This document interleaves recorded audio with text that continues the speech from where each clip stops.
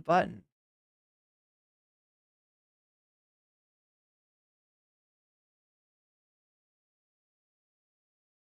Silicon Valley's biggest limitation, engineering talent shortage. The U.S. semiconductor industry alone needs over 160,000 engineers by 2032, driven by $250 billion in new investments. Demands for AI experts have skyrocketed, with Elon calling the talent war the craziest ever. Meanwhile, STEM programs struggle to produce enough graduates. This shortage threatens innovation from AI to semiconductors, slowing progress in global competitiveness, expanding STEM education, streamlining high-skilled immigration, and reskilling work. Wait, why didn't this start in the right place? A little over the top in the past few days.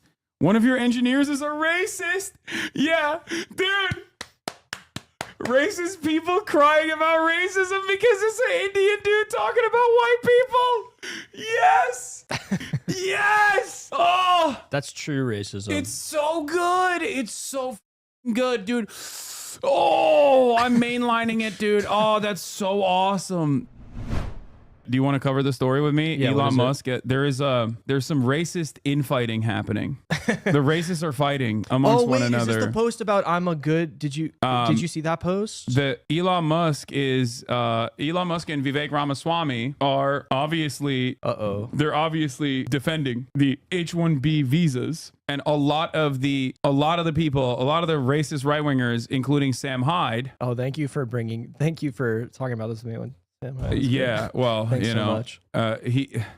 We don't want or need to turn this country into India, he says. And everyone is mad at Elon Musk and Vivek because they're Silicon Valley tech bros. And as Silicon Valley tech bros, of course, they love the H-1B visas. Sure. Because that's like most of their workforce. So now, many of them abuse the H-1B visas, of course. Elon Musk very famously fired basically every single person with the exception of the H-1B visa workers when he purchased Twitter, because if you are an immigrant working in the United States of America on an H-1B visa, well, obviously you don't, if you lose your job, you get deported. So you are infinitely more likely to work the long hours necessary for you. So yeah, although it is refreshingly strange to hear a pro-immigration argument coming out of the mouths of the likes of Elon Musk, Vivek Ramaswamy, etc., this isn't for any good reason. This is a very specific case where they want an exception to what Trump campaigned on.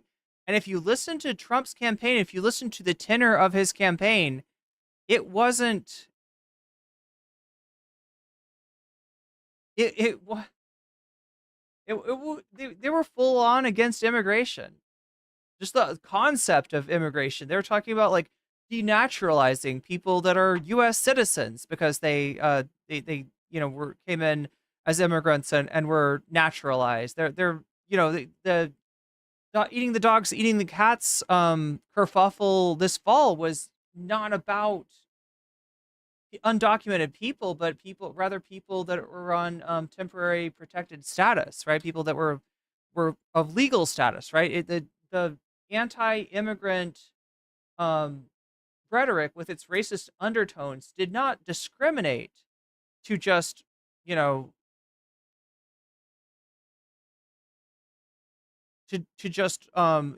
people without documents that are working agricultural jobs that American citizens will not fill. This was just this was an America first, right? Kind of movement that was going on. So that's why it's strange for them to sort of turn on a dime and be like, oh, no, actually this visa program is really good and we need more of them, right? And as Hassan says, it's specifically because these are employees, an employee whose citizenship or ability to stay in the country depends on their employer is an employee that can be asked to do ridiculous hours, is an employee that will accept very low pay rates.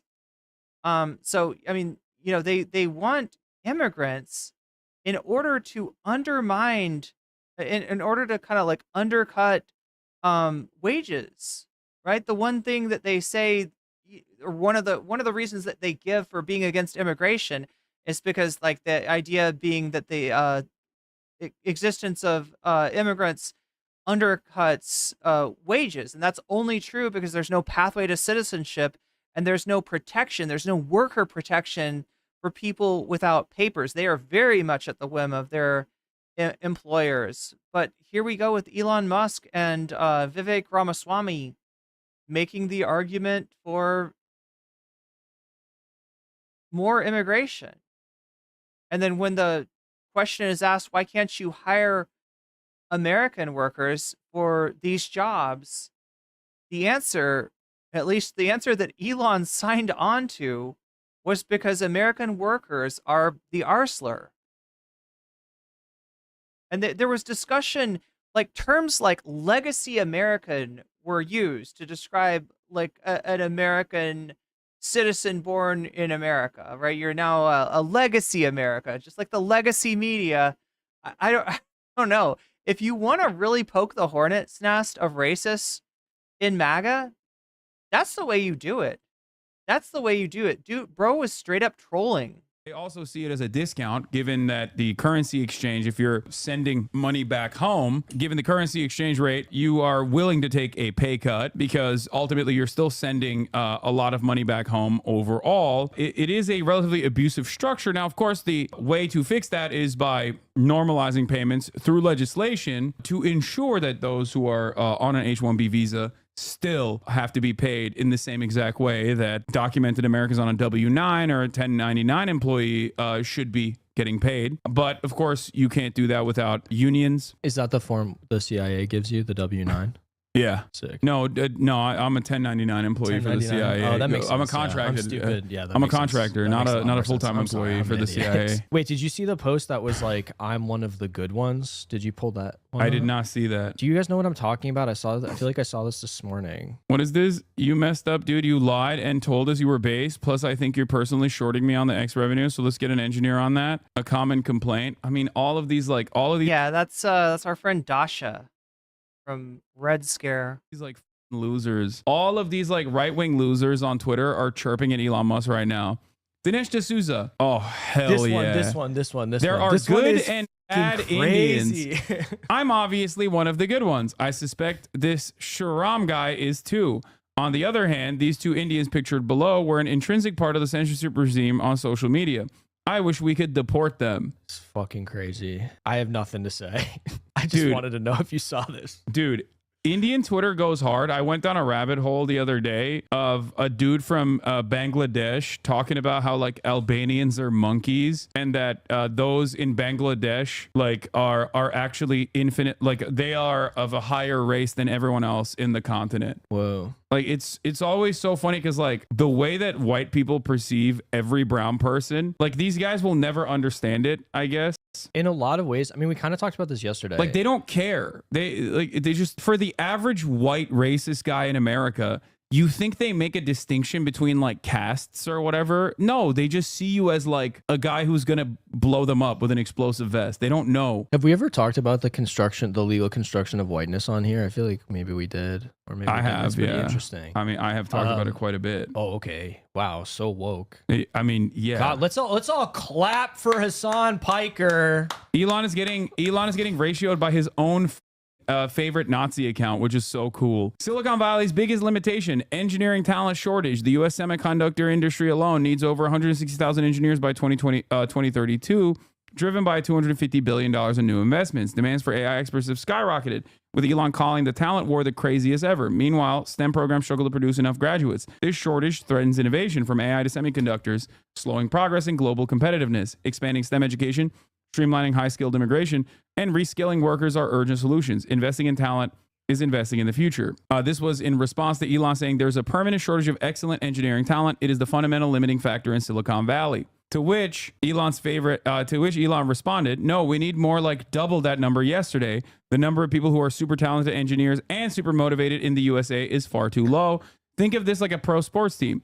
If you want your team to win the championship, you need to recruit top talent wherever they may be. That enables the whole team to win. To which... Look, no, that's not true. That's not true. Look, on a sports team, if you're on the bench,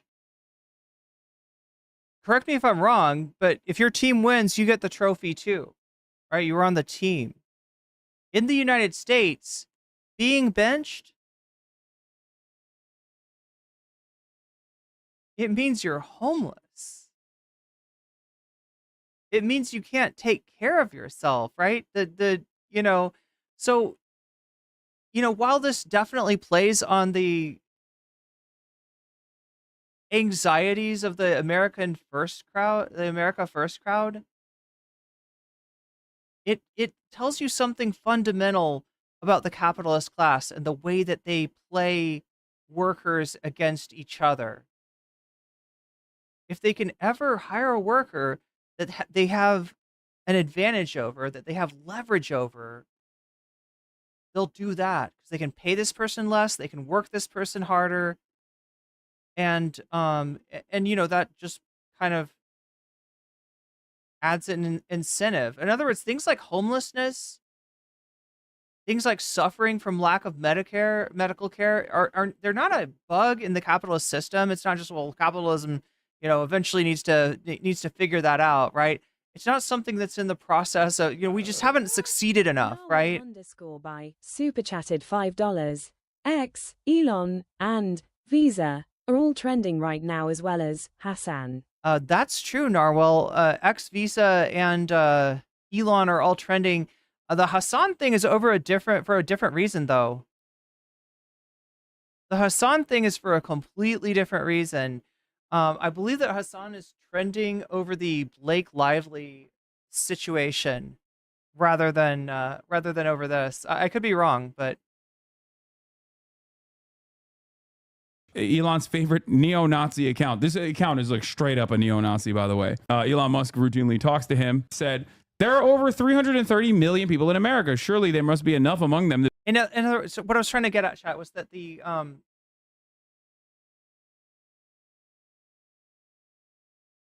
a pathway to citizenship benefits us all. Better treatment for immigrants, including H-1B immigrants, is better for us all. If you don't want bosses like Elon Musk and Donald Trump bringing in workers in order to undercut, your expected pay rate, your expected living standards, then the laws need to change, it not against immigrants, but in favor of immigrants.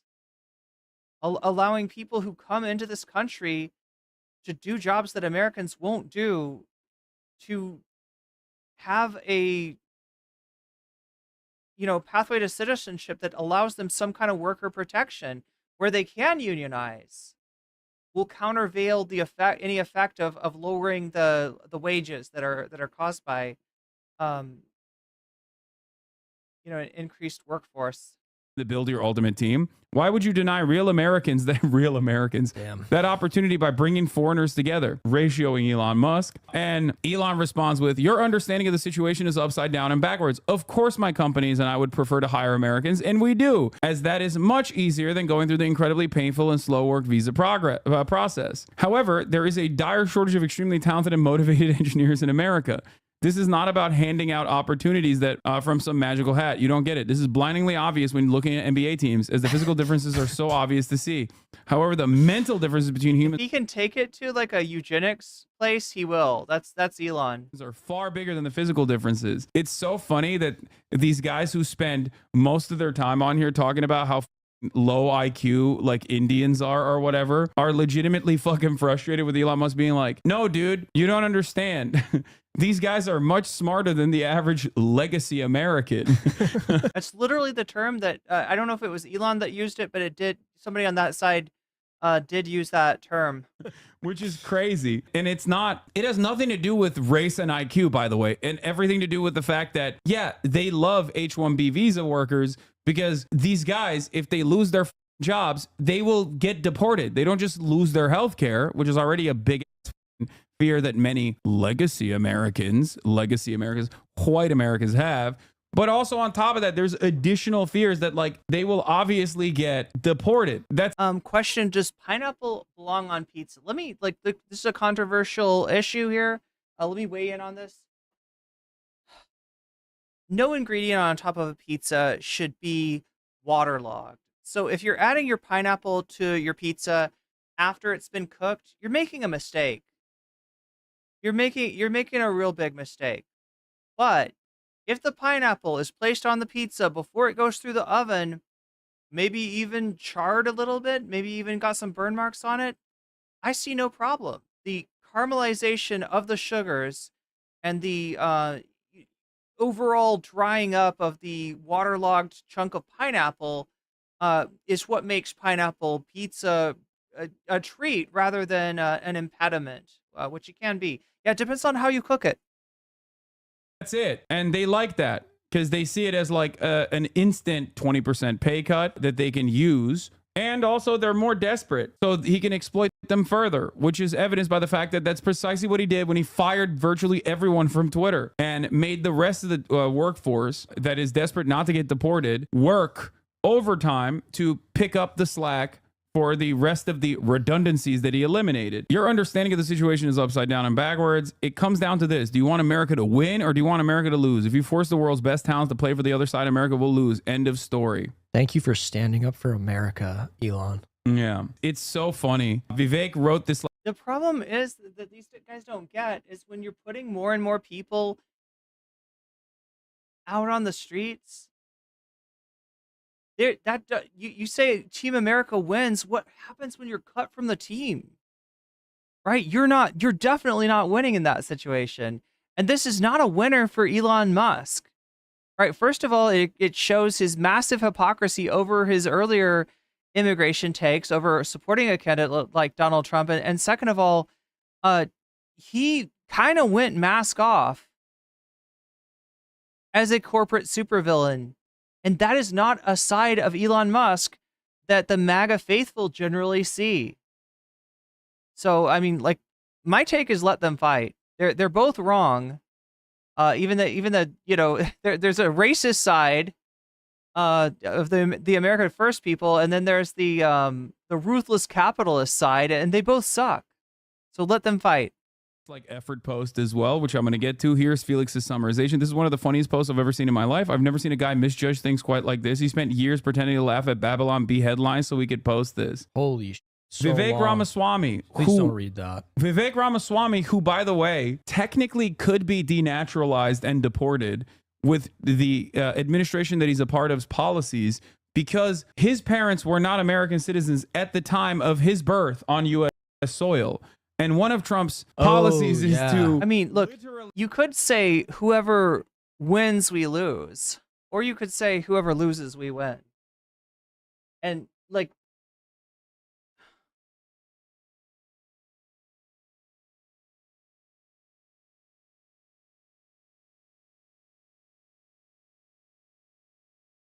Wait, why is who throwing in the first generation with foreign-born? Is that Elon, or...?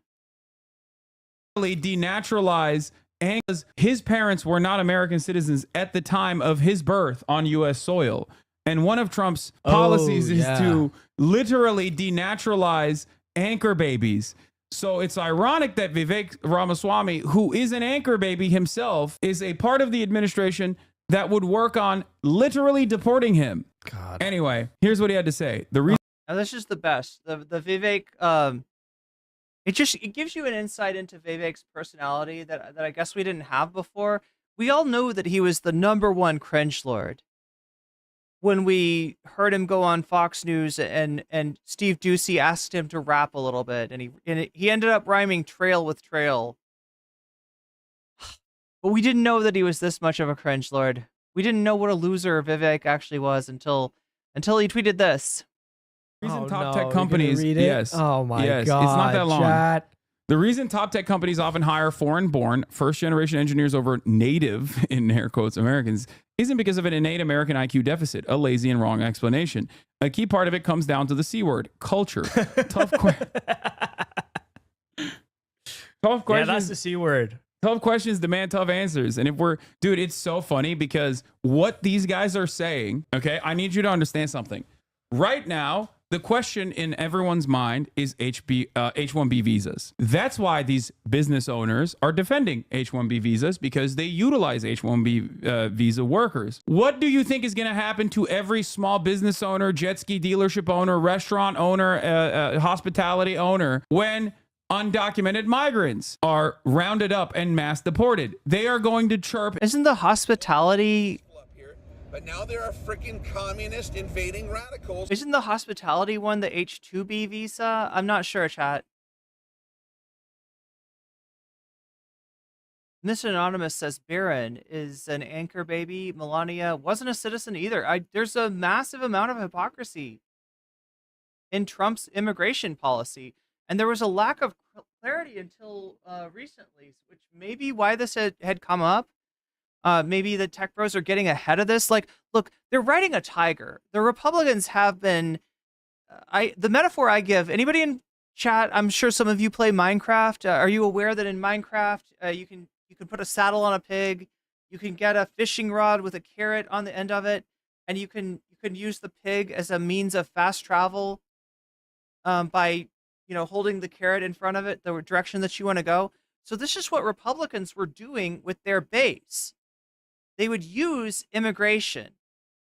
They would use racism and xenophobia in order to get their voters to vote for them. And they would imply that they were going to do something to end this phenomenon. However, at the same time, the corporate donors of the Republican Party oftentimes utilize undocumented labor, because when somebody's undocumented, that you have a lot of leverage over them. They're not legal to work, so any sort of situation you put in front of them where they're able to work and maybe send back money back home, they'll very likely accept. So what they would do is kind of lie to their voters and be like, "Oh yeah, we're really against immigration," and then their votes weren't.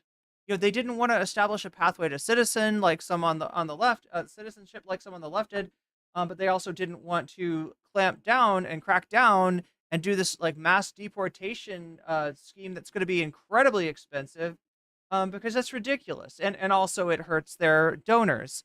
So along comes Donald Trump. He sees the game that the Republicans are playing with the hogs, where they're riding the hogs by means of a carrot being held out via a stick.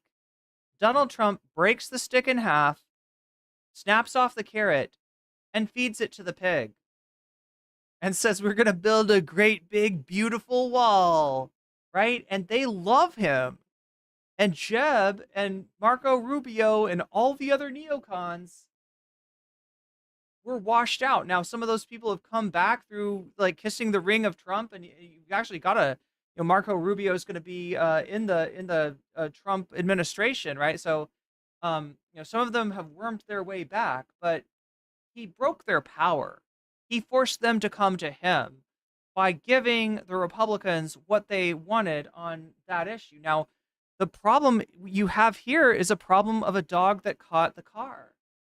Because like I said, any sort of plan that would deport the number of citizens or deport the number of people that Trump's talking about would be prohibitively expensive, would require a center or camp, one might say, for concentration of the people swept up by the dragnets.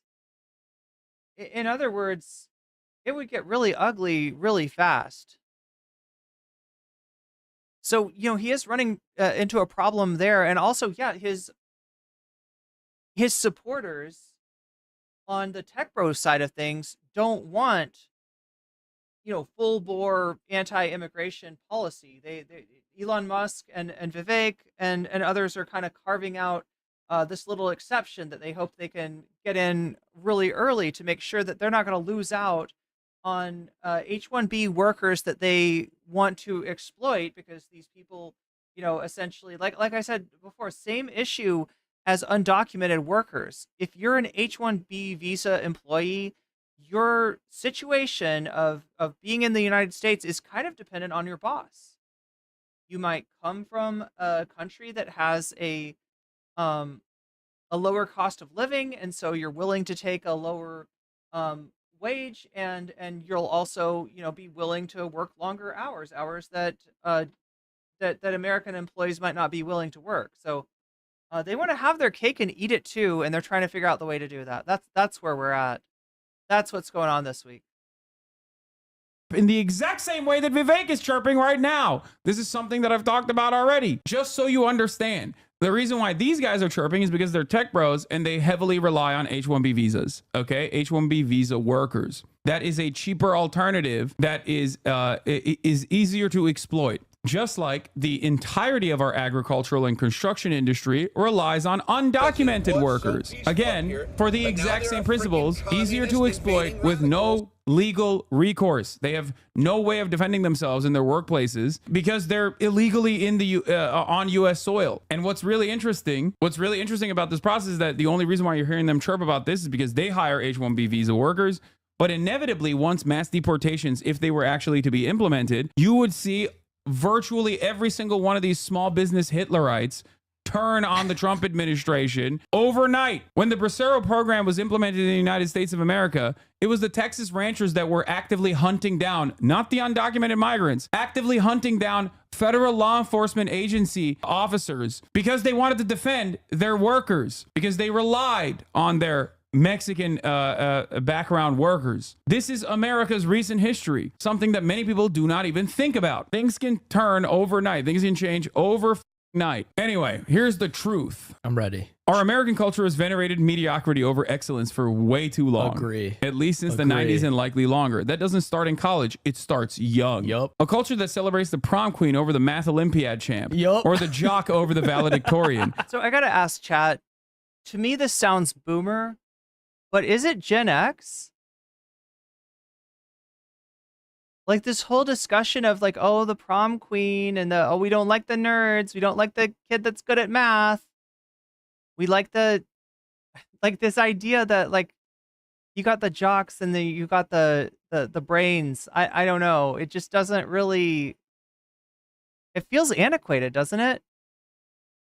Will not produce the best engineers. Speaking of valedictorian, you know who a valedictorian who we all love in this community? Luigi Mangione. We That's our favorite. I always forgot that he was the valedictorian of the small private school that his parents sent him to. Wow. We venerate We gotta valedictorians. venerate valedictorians like Yeah. Luigi Mangione. Luigi Mangione. And he's Italian, so he's technically, he is a person of color. For sure. Yeah. We know that now. Yeah. A culture that venerates Corey from Boy Meets World, or Zack and Slater over Screech and Saved by the Bell, or Stefan So this is Gen X stuff, right?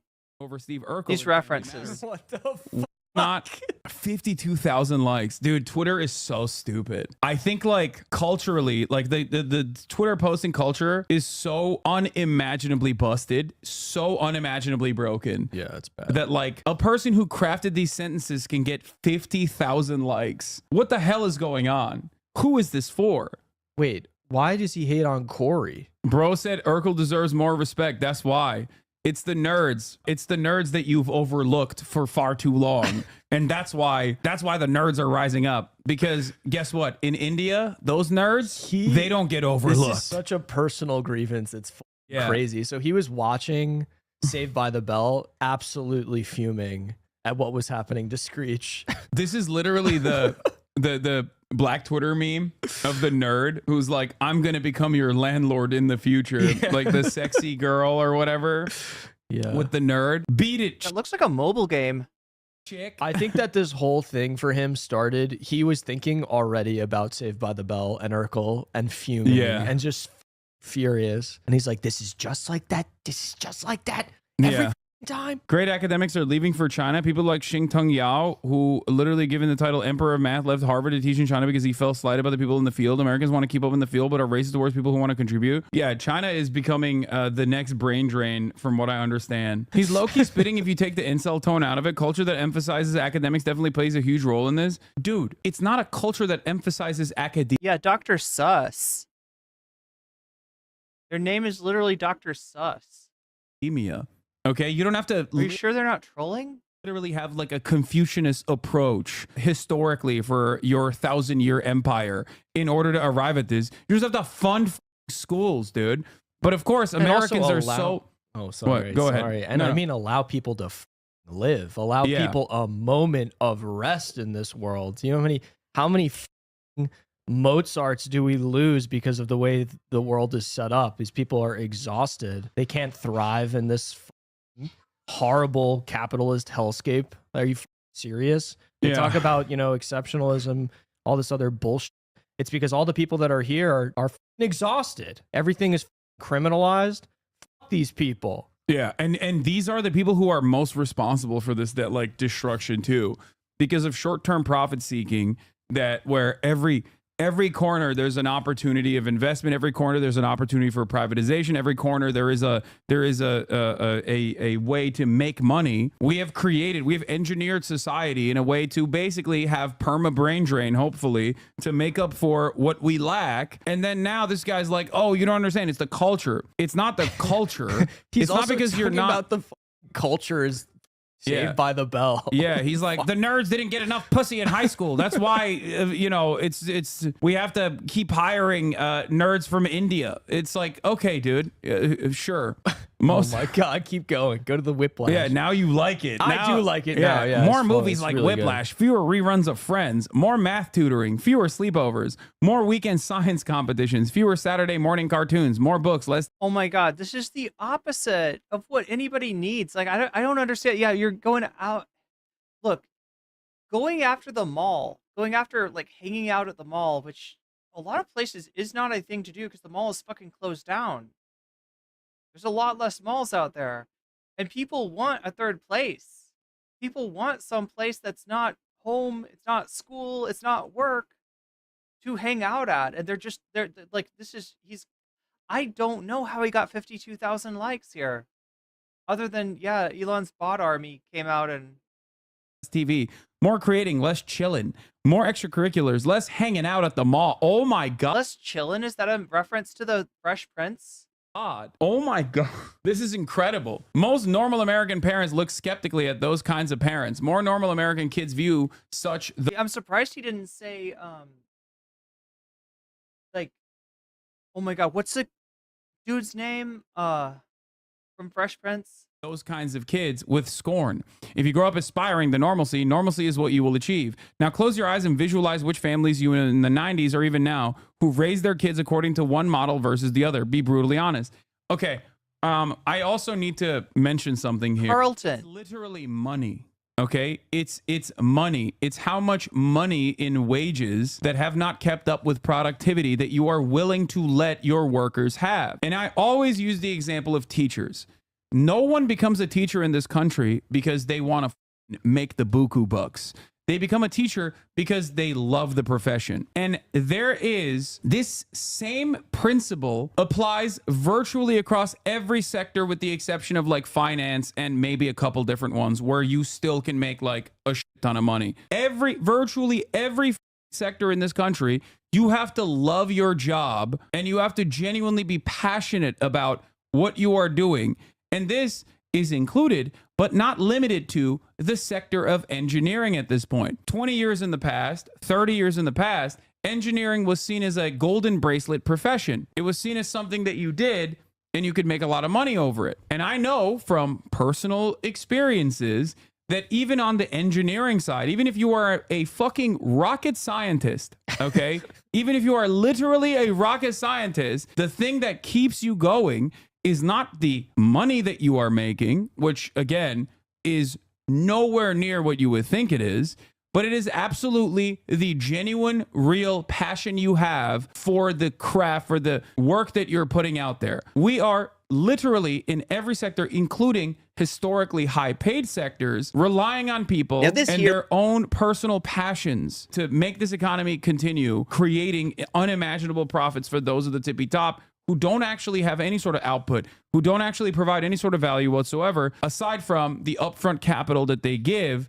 to these companies in the form of purchasing stocks, in the form of becoming shareholders. They never touch the factory floor. They never are a part of the assembly. They do not care about any of the product itself. They only care about the profits that they can generate year over year. But the good news is there's a secret bank account out there that you can access if you're a sovereign citizen. You just need to say the right words and then you will have access to this bank account. And you just need to make sure you don't accidentally sign the contract by saying that you understand what the contract to the government that has replaced the United States there's a subsidiary of the kingdom of the United Kingdom. God, the sovereign citizenship is such a rabbit hole. Your name. Thank you. All right. Didn't Wendigoon do a video on that recently? Never mind. Sorry. Fuck. Flop. Oh yeah, Matt Damon, who's they must have reacted to that. Mother is a teacher who is right here. Famously, a decade plus ago, gave an interview to Reason.tv. Reason TV is a libertarian outlet where they were talking about teachers' unions and how bad teachers' unions are. Here's Matt Damon basically echoing what I was telling you earlier. There isn't job security, right? There's an incentive to work hard and be a better actor because you want to have a job. So why isn't it like that for teachers? You think job insecurity is what makes me work hard? Well, you have an incentive to work harder, but if there's I job wanna be an security, actor. It's not an incentive. That's the thing. See, you take this MBA style thinking, right? It's the problem with ed policy right now. There's this intrinsically paternalistic view of problems that are much more complex than that. It's like saying a teacher is going to get lazy when they have tenure. A teacher wants to teach. I mean, why else would you take a salary and really long hours and do that job? Unless you really love to do it. The cameraman goes, aren't 10% bad though? He just like came up with that number out of his 10% of teachers are bad. What the does that even mean? 10% that are bad though? 10% of teachers are bad. where'd you get that number? I don't know. 10%. I'm sorry. That's definitely a talking point. Is this for Reason TV? Yeah. No, this is a right-wing talking point. The idea is that there's really bad teachers that are just beyond the pale, but the teachers' unions are protecting them, and that's a justification for going after teachers' unions, basically. Yeah, this is 100% a right-wing talking point. Maybe you should think of something else. Right? Well, okay, but I mean, maybe you're a cameraman. I don't know. So good. Yeah, what about 10% of the cameramen? Yeah. No, that's something I've seen recently that I hadn't seen before. Was now sort of the reactionary answer to teachers is they say that like all of them are pedophiles. Yeah. I don't know if you've seen, like, whenever people defend teachers now, Yeah. right wing, like conservatives, It's reactionaries, insane. they It's say also that they're all pedophiles. It's also partially like the babification of American society as a whole. Felix, I think, was talking about this recently. He's talked about this quite a bit, where it's like everyone is a baby. Like every American is basically like a baby brain dipshit at this point. A lot of our cultural resentments or a lot of our resentments revolve around like, baby shit. It reminds me of that one post from this kid on Twitter that went viral talking about like, of course someone is gonna like become a school shooter. Like you put me in this position where you have this like psychotic fascist woman like telling me what to do with this cat lady, and it's like you're a child. They were probably 14, Yeah, or maybe they were 38. Like I don't know, to be honest. Yeah, no. Matt Damon has always been like this. It's interesting. Both Matt Damon and Ben Affleck are perfect embodiments of the aggressive social dominance that Boston area natives are able to command in an unfriendly television interview. From word one, he flips the power structure of the entire video and never flips back. Amazing stuff. Also, their company, I think they have like buy-in for their production company, which is pretty cool, right? Like, I didn't know that. But they're pretty. They have very consistently been like, yeah, there's like a bunch of things that they've done, as every Hollywood celebrity has, but like they have fairly consistently been on the right side. Bill Burr as well, obviously. There is some about Boston that some about massholes that just churns out these old school white working class background guys that just get it. I don't know what it is. Actors Equity, that's their company. Sam Cedar as well, obviously. Now, now close your eyes and visualize which families you knew in the 90s or even now who raised their kids according to one model versus the other. Be brutally honest. Normalcy doesn't cut it in a hyper-competitive global market for technical talent. And if we pretend like it does, we'll have our asses handed to us by China. This can be our Sputnik moment. We've awakened from slumber before, and we can do it again. Trump's election hopefully marks the beginning of a new golden era in America, but only if our culture fully wakes up. A culture that once again prioritizes achievement over normalcy, excellence over mediocrity, nerdiness over conformity, hard work over laziness. That's the work we have cut out for us. Rather than wallowing in victimhood and just wishing or legislating alternative hiring practices into existence, I'm confident we can do it. Cernovich responds, the Woodstock generation managed to build out aerospace. The one before went to the moon. Well, that was also immigrants. The ones that got us to the moon were also immigrants. Okay, so let me show you a little blast from the past. Like, we haven't talked about this guy in a while, but Vamps sent me this, and yeah,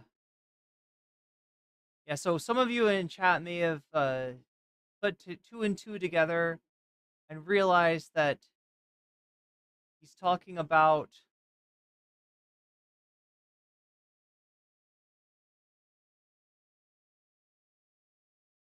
Operation Paperclip there. Let's see if we can find this, though.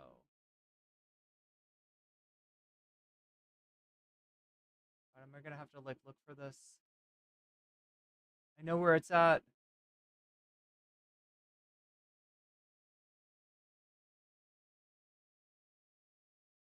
Thought it was in my there it is.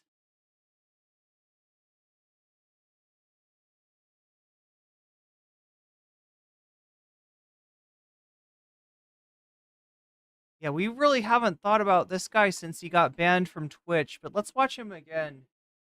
Just to remind you that he's still there. This has been crazy. And I want to tell you that, I mean, I could be wrong about this, but I think that it's actually Asmongold and not Hasanabi that is the biggest political streamer on Twitch. Maybe Asmon doesn't stream as much, but he's had a huge audience from his Warcraft stuff, and they care about his political takes when it comes to like Gamergate type stuff. And they've been he's been doing more and more just like political analysis now. Like, I mean, it's Asmongold, right? So when I say political analysis, understand that I use that term extremely loosely.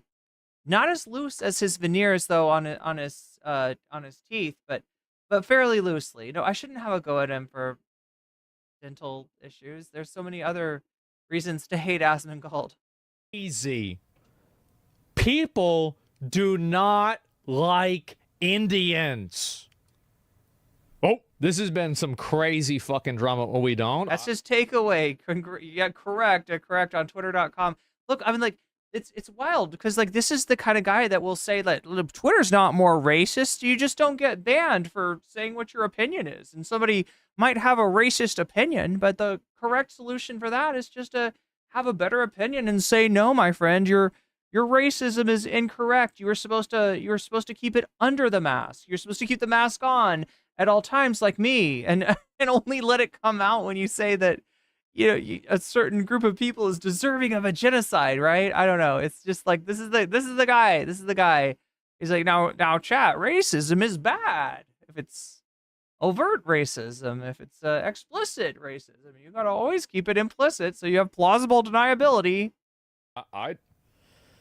Otherwise, you take a 2-week vacation from Twitch. I don't know. My opinion is that I think that you can be critical of the H-1B visa program and say, oh, well, these are problems that it could create. Sure. Oh, no. But that doesn't necessarily mean that you have to hate Indians. I don't know. I feel like that's like... Oh, no, his chat's being awful. Kind of two different things, right? I mean, shit.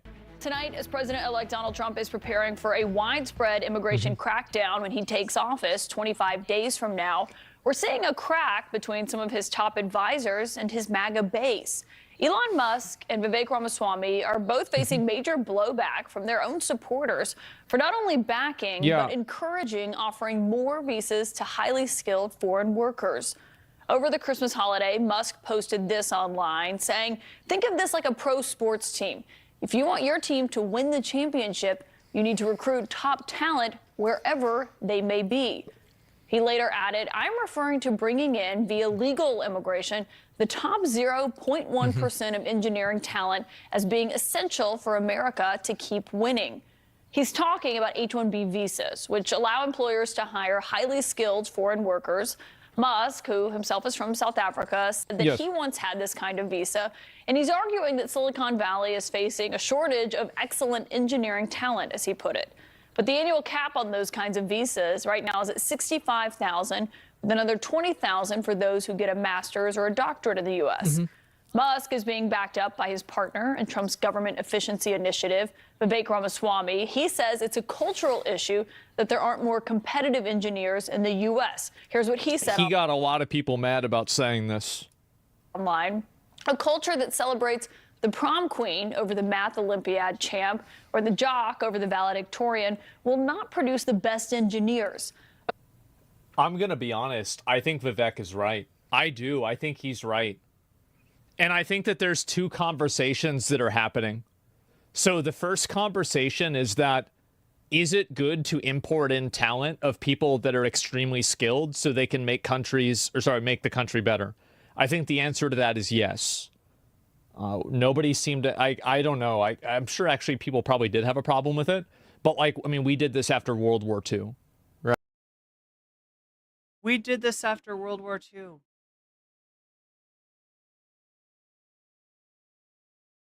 Now, I know what you're thinking. He's got to be joking. He's got to be kidding. He did not just refer to Operation Paperclip as a great success. If you don't know, Operation Paperclip was the United States bringing in former Nazi scientists to be, officials and to be, experts in rocketry and other scientific fields. Like, it was essentially, importing Nazis, and like Soviet Union did it too. Is he kidding about this? Is that like a haha? I think the answer to that is yes. Nobody seemed to, I don't know. I'm sure actually people probably did have a problem with it. But we did this after World War II.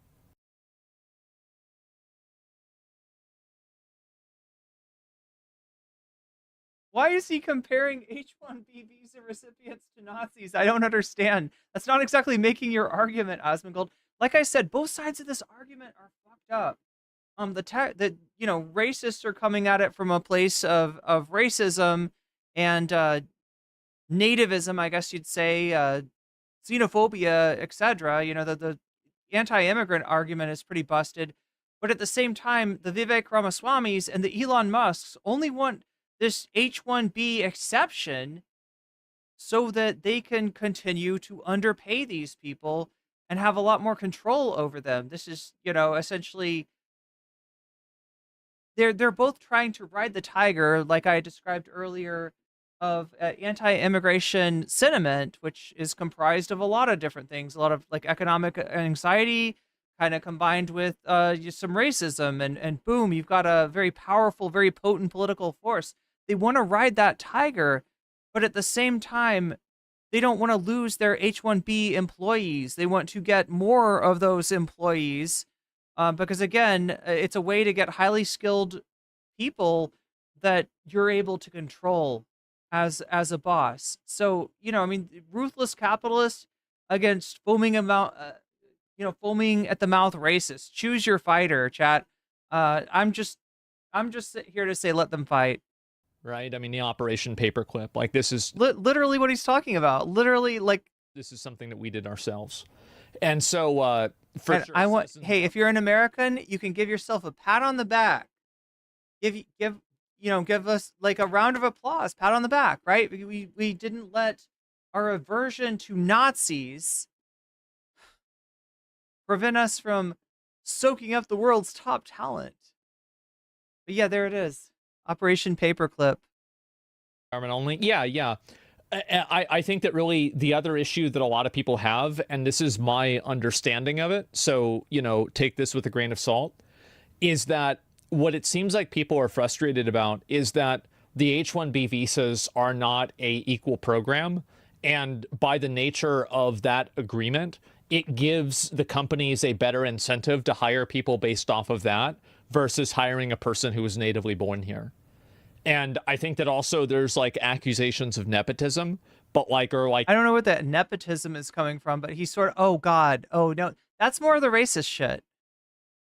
Right? That's a charge that when what was, I don't remember who was saying this, but some racist on Twitter was saying that when Indian people get put in positions where they're doing the hiring there's like an in-group preference that's stronger than with other group. I don't know. It's just, yeah, it's more racism. Like, you know, racial nepotism and things like that. Racial nepotism? Okay, I mean, I guess I know what you're saying, Asmongold. That's not what it's called, but It's the fucking lottery. Yeah, it's cheaper labor, right? And so I think bringing people into the U.S. because you can pay them less money and they can do effectively the same job, I do think that that's problematic and that should not happen. So, like, I've always disliked the idea that the solution is to import in cheaper, you know, like second or third world labor. does he said he agrees with Vivek, though.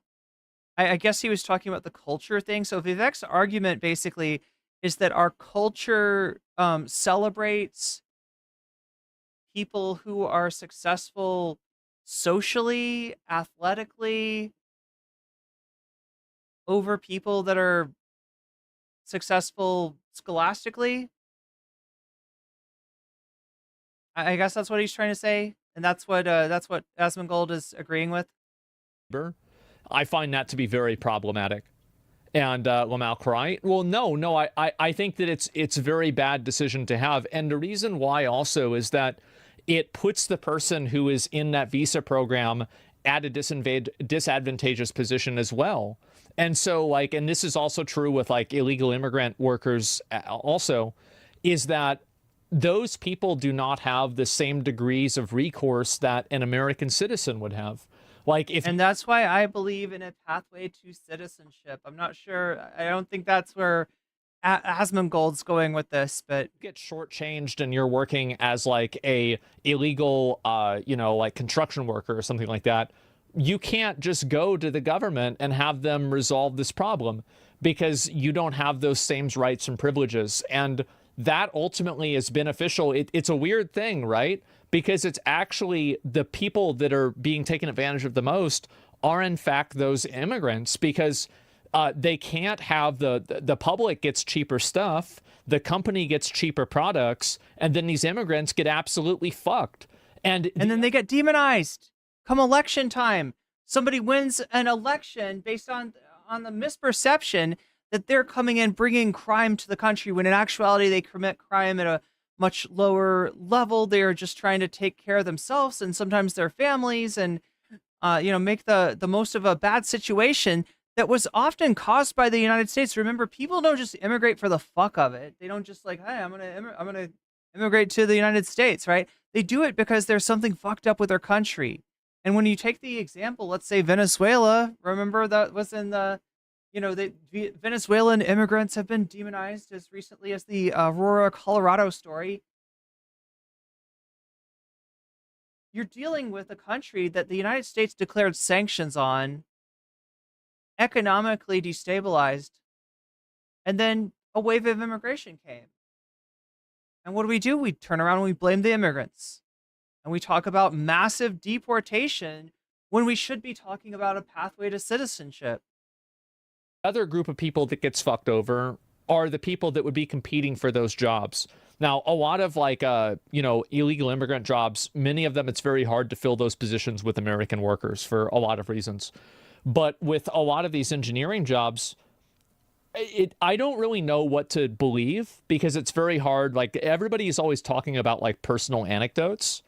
But if I was a company, I would logically want to hire somebody who, if you needed the visa to stay in the country and the visa was tied to your employment, you would have a vested interest in staying employed, which would mean that I could probably overwork you and make you do things that a normal citizen would not do. And I find that to be a very problematic relationship. And I think that that's really what I think that these are two, you can see kind of how like these are two separate conversations. I don't think that anybody has a problem with guys like Vivek coming over. Obviously, anytime that a person is critical of a culture that they're perceived to not be a part of, like, for example, I was critical of certain cultures, or Vivek is. Yeah, it's funny that a lot of people don't know how Vivek got rich, and it was through. I'm trying to remember the story. There was an Alzheimer's drug, right? They tested it out. The test didn't go well. Vivek buys the drug, claims that it does work, and he's just gotta just give me a minute to get the data for you, right? And gets a bunch of people to invest in it. He pumps it, and he dumps it, essentially scamming a whole bunch of people. So I don't know, what he thinks Vivek's story of becoming an American millionaire is, but that's what Vivek actually did. And also, like, I don't know what he means when he says, I don't mind guys like Vivek coming over. Is this a classist thing? Is this like, regardless, any kind of real immigration reform is going to include a pathway to citizenship. And it should also include a recognition of the United States and its effect on the rest of the world. Because when we enact foreign policy that destabilizes other countries, that causes, waves of migration. The most unjust thing you could do is to demonize the person trying to immigrate with or, without papers. It's just a fucked up thing. It's extremely unfair. And the only thing I can hope for out of this whole discourse is that maybe more people would realize this. I do feel like I'm hearing more of these. This is the thing, though. You didn't hear this argument during the election. You heard the argument, immigrants are poisoning the blood of the country. You heard the argument, immigrants are causing crime. Bullshit. And then instead of pushing back on it, Joe Biden and Kamala Harris say, no, we agree with that. We agree with that. We got to shut down immigration. We got to give Trump everything he wants. And then they offer to sign the bill that the Republicans were pushing through Congress. And Trump all of a sudden flip-flops on the bill. No, I don't want the bill signed. I don't want the policy solution. I want immigration as an issue to run on disingenuously. Essentially, well, you're going to see what happens, chat. You're going to see what Trump's opinion on this stuff is. He is flipping in all kinds of ways on immigration. And unfortunately, it's more of this stuff like Vivek and Elon that is going to favor a situation in which corporate overlords are able to use these employees in order to be able to pay them less and to work them harder, right? You're going to see more of that shit. So anyway, wait, let's get back to what we were on. Oh, no. Is it this one? This one. No, this one. What is going on? Last. I just, it hurts my feelings to see my own.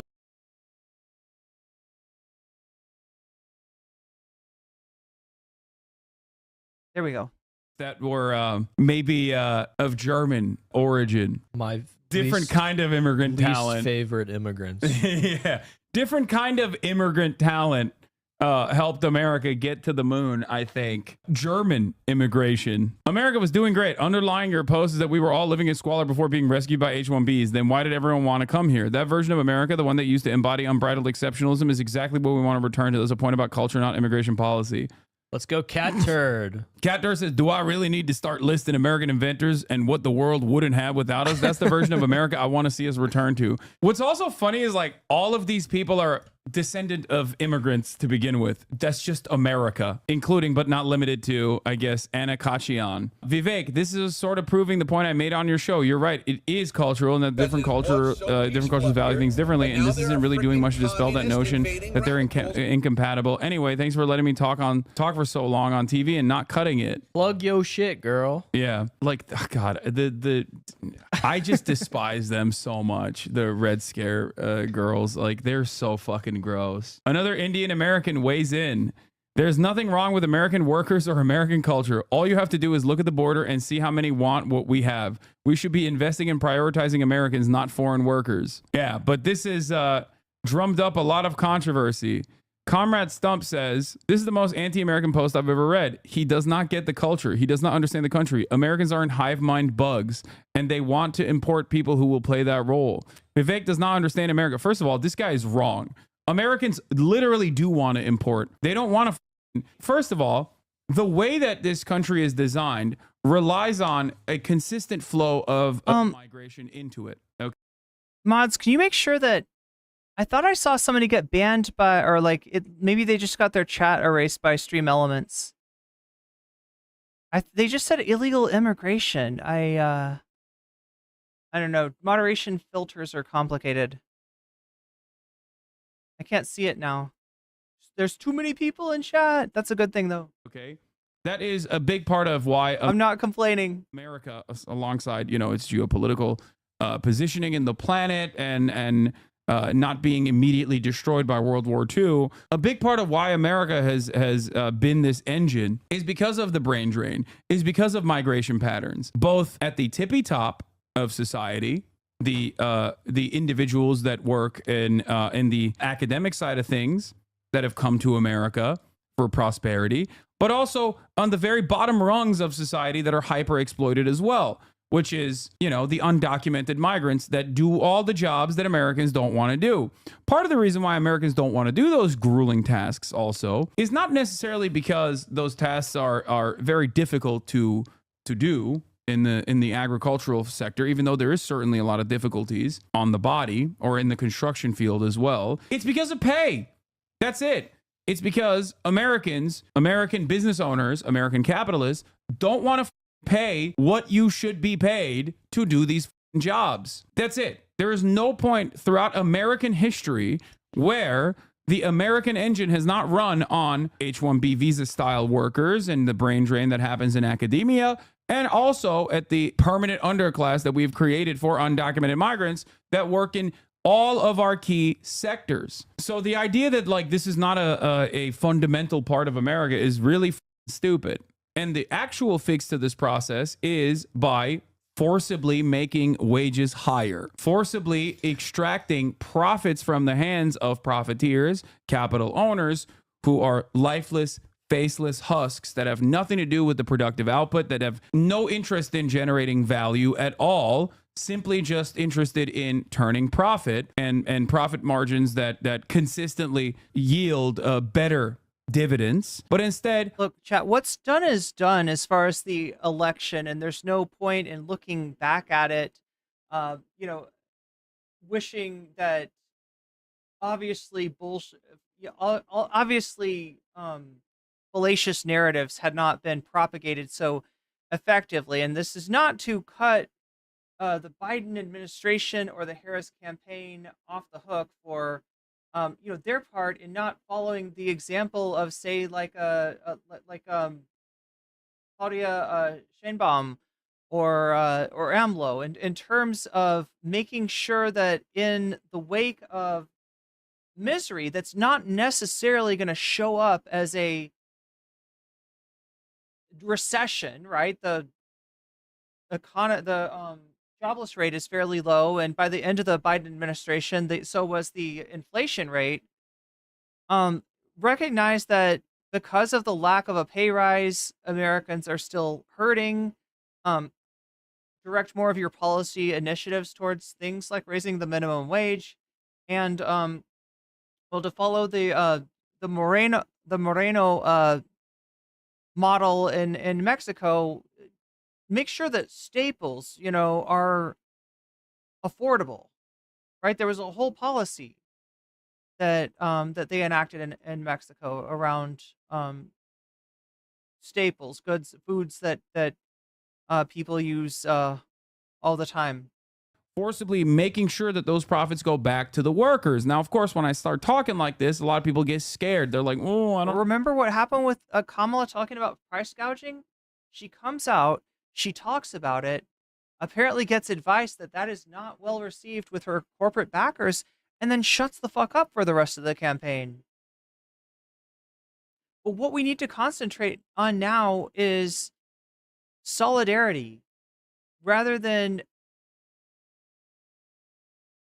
Americans seeing, immigrants as their enemies. Look at your boss. See who your real enemy is. And that's the one thing that this, I have no illusions. I don't think that MAGA is going to learn its lesson. I don't think that the more racist wing of Trump coalition is going to all of a sudden do self-reflection and change their ways, realize that their problem was with capitalism, not with immigrants. But I do feel like there is a chance for more people to wake up to what they have in common as workers. That's what I mean when I say class consciousness. Recognizing that and not getting hung up on, well, this is an immigrant that's coming to take my shit and their kids are sleeping in my school. Not getting fucking gaslit by Greg Abbott.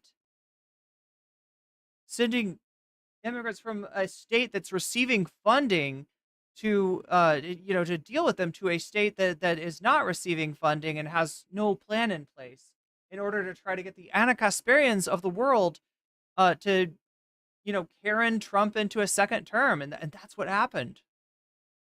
That is definitely a component of the Kasparian effect now, right? When I talk about the Kasparian effect, usually I'm talking about rich liberals in coastal communities, coastal states that are that suddenly turn to the right over issues like crime and homelessness. Let's add to that immigration as well, right? Because you're seeing a lot of that. You're seeing a lot of that in these cities that have been targeted by the likes of Ron DeSantis and Greg Abbott in order to try to pull literally a stunt, literally busing people around the country to try to like, oh, you like the immigrants so much? Well, I guess you're not going to like it when they show up at your doorstep. Yeah, it's just it should have been seen through in so many ways. Like nobody ever traced the immigration crisis back to Trump, who in the case of Venezuela 100% caused it through his policies on Venezuela. How fucked is that? And no, that doesn't let, Kamala and her corporate campaign catering to the likes of Liz Cheney trying to win the election based on, so the suburbs. That doesn't excuse any of her mistakes. But I just hope that going forward, we can try to look at what we have in common as workers. I don't know about that, but that is it. That is the way that you normalize this process. And many racists will look to this and say, well, we can't do that when there's so many goddamn Mexicans in the country. They're not doing that for white people either, you dumb Even if you were to forcibly deport in the most cruel Hitlerian policy possible, 20 million undocumented migrants that are currently playing a very important role in American agricultural sectors, in hospitality, in virtually every field that keeps this country running. It's not like the remaining white Americans and remaining documented Americans that racist people like to call legacy Americans are going to fill those roles for the same pay, and there's not going to be an increase in pay to make sure that those roles are fulfilled anyway. It's not happening because the ultimate goals from capital owners are still the same, which is to consistently undermine the working class and ensure that they work in horrible conditions so that they can make the most amount of profit possible at a time when automation and technological innovation ends up creating this reverse profit margin that almost always has a tendency to decline. Profits will always shrink no matter what due to technological innovation. And in that process, if your goal is to steadily improve profit margins, you are always going to go after the most malleable force, which is labor. Labor is the only force you can dominate and lower the price point of. Vivek does not understand America. He talks about the jocks as if... I'm almost tempted to bust you out an equation from Marx's Capital for this. Like, right? There's literally an equation that illustrates the point that Hassan is making. Yeah, I think it's called like variable. They're the stereotypical meatheads instead of usually being the most well-rounded people in high school. Vivek talks about chilling and sleepovers as if they're bad things for kids to partake in. Imagine having an awful childhood because your parents wanted you to excel at using Excel. A miserable anti-American mindset, totally foreign. Anyway, jocks are well-rounded. I'm a jock. I just wish they could all get along. It's really sad. Yeah, variable capital. Yeah, ironically, capital would prefer labor camps to deportation, which would put a downward pressure on wages. The first reply, they really got everyone infighting over this on the right. My favorite H-1B related exchange I've seen today on Twitter. Indians are now threatening American right-wingers that they have nukes. Why aren't Indians making India great? Give them free markets and the rule of law so liberalism... Wait, India doesn't have... What? I thought the reason why we overlooked BJP's fascism was because they were so free market oriented and have the rule of law and liberalism. And you'll see them thrive, just like South Koreans thrive, but not North Koreans. It's amazing. Oh, you sent the wrong link. Tread. Why aren't Indians making India great? They have nukes. You don't. Tread carefully, my English bro. Really? You think that that will set them off, but not Iran and Russia? Ignorant fool. I have it on good authority that the Indian prime minister keeps close tabs on lotus eaters. What is happening? The universal principle here is that all of the hogs, there is hog universality, as you guys know. I've talked about this quite a bit. This is why I love doing Hogwatch of different origins as well. I love doing Hogwatch in Israel. I love doing Hogwatch in India as well, just like I love doing Hogwatch in America. And the consistent through line in Hogwatch is always that they are so unimaginably racist. It's extra funny when you are someone of Indian background and you're a racist in an otherwise universal white supremacist society, because the rest of the racists in the West don't look at you and think that you are of a higher caste or of an upper class. They just see you as the same as the way you see people of a lower caste. It's the most American thing you can do, though. Like, in a lot of ways, they are the ultimate Americans. They have totally become part of American culture. Yeah. You are not on the team, my bro. Tim Pool is duking it out with a Twitter guy. If your race is so great, why am I out competing you on every axis that actually matters? Seems like you are the one who is dysgenic. Thankfully, evolution will take care of you in due time. Good luck to you and your children, if you are capable of having any. Jesus Christ. Lol, holy shit. Is this really an ex-employee? You, me, Code Forces. Let's find out. Wait, is this the, this might be the...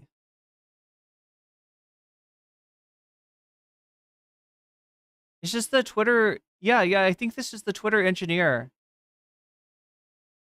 Who can reverse a binary tree faster, Beanie Boy. Amazing. This has created this kind of right-wing infighting is so amazing to me. It's great. I love signal boosting the absolute worst people. No, this is awesome. Let them fight. Let them fight. What do you guys believe? Yeah, no, this is the person. This now that you saw it, did you read that and become incredibly racist? Yeah. What this guy wants is white guy affirmative action. Parag was a gold medalist in the International Physics Olympiad, which is insane.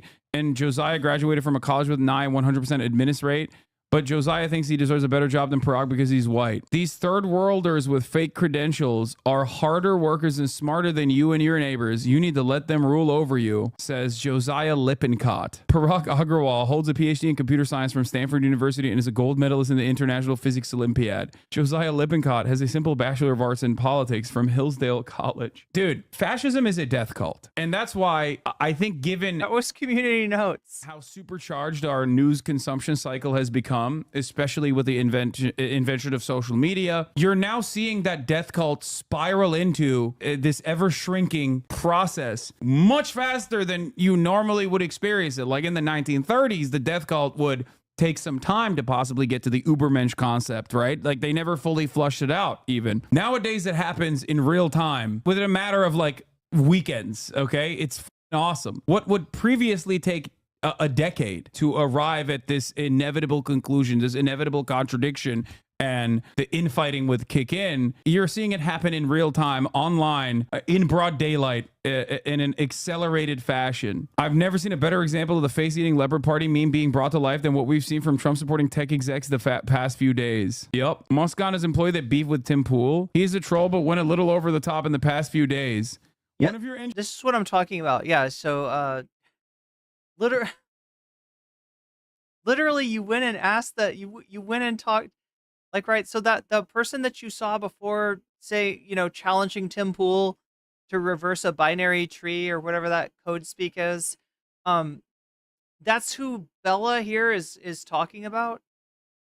And going to Elon Musk and be like, one of your employees did something bad, can you, like, one of your employees was racist against white people is essentially what they're saying. Elon's says he's a troll, but went a little over the top in the past few days, so he wants to distance himself from what was said, while not completely throwing the employee under the bus. Fella says, I am upset. I like UNX. He should work instead of being racist against whites. Is that what they said? I can only imagine if it was a white guy who did this and said something like this about somebody else's race. So they're complaining to Elon Musk now about anti-white racism. That's where it's gone.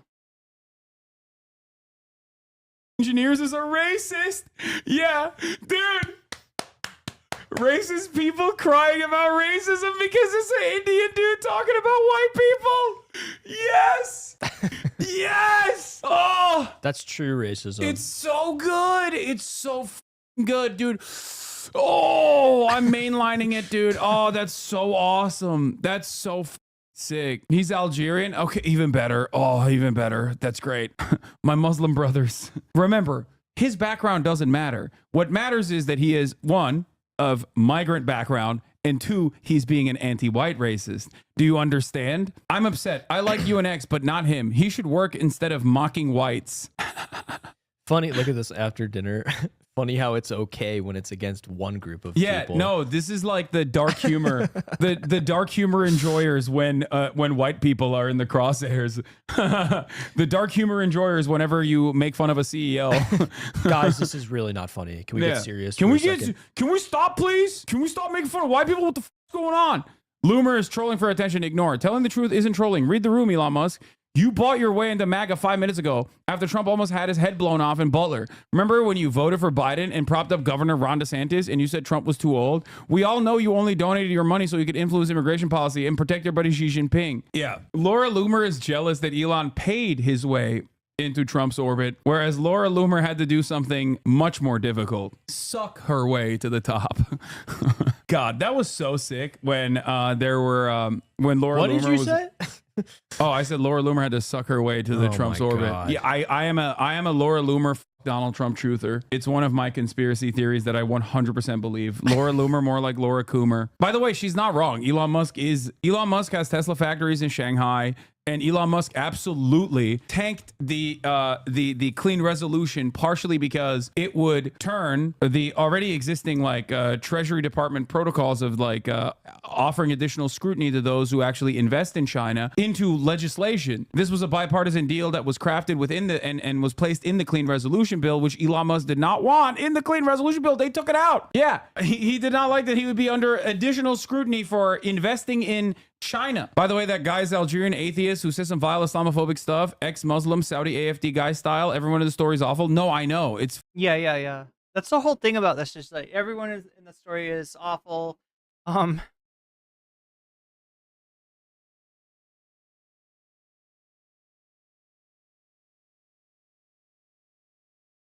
They're talking about the engineer, right? fantastic. He seemed like a good guy. Yeah, what is this? Eric Weinstein, I love this. Do you want to fill an entire stadium debating this with me? I'm so game for America. Hell you yeah. love this place? So do I. We don't know each other. I'm a US-born STEM PhD with some background in this issue in the sciences. Dance with me. Do you think 40,000? I feel like we need... I'm surprised we don't see a community note here saying Eric Weinstein was a STEM PhD at a experimental state college that doesn't have the best reputation. I don't know. Like, it's like he feels like he's flexing his teaching position. Wait, am I mixing him up with somebody else? Maybe I'm mixing up with his brother. Maybe I'm mixing him up with, I think his Brett Weinstein. Weinstein is who I'm talking about. 1,000 people would see you and Vivek Ramaswamy debate H-1B visas. That would be so boring, though. For a visa, they would. He's really overestimating his pull. This is amazing. And Vivek's as well.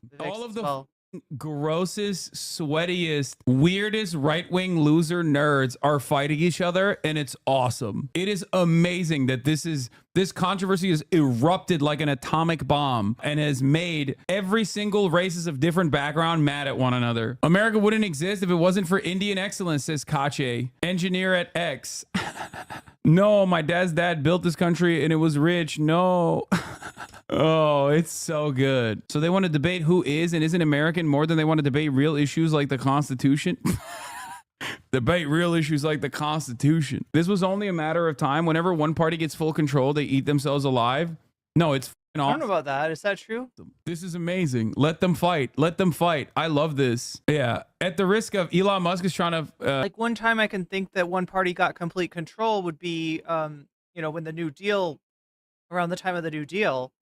I mean, I guess I don't know everything about the politics at that time, but trying to put this together, by the way, he's trying to like throw some water on this, and he's like, at the risk of stating the obvious, there are many attention-seeking trolls on all social media platforms trying to yank your chain. They win if you respond. Guys, don't give in to the trolls. Yeah. Everyone is a liberal at the end of the day, baby. Everyone is a liberal at the end of the day.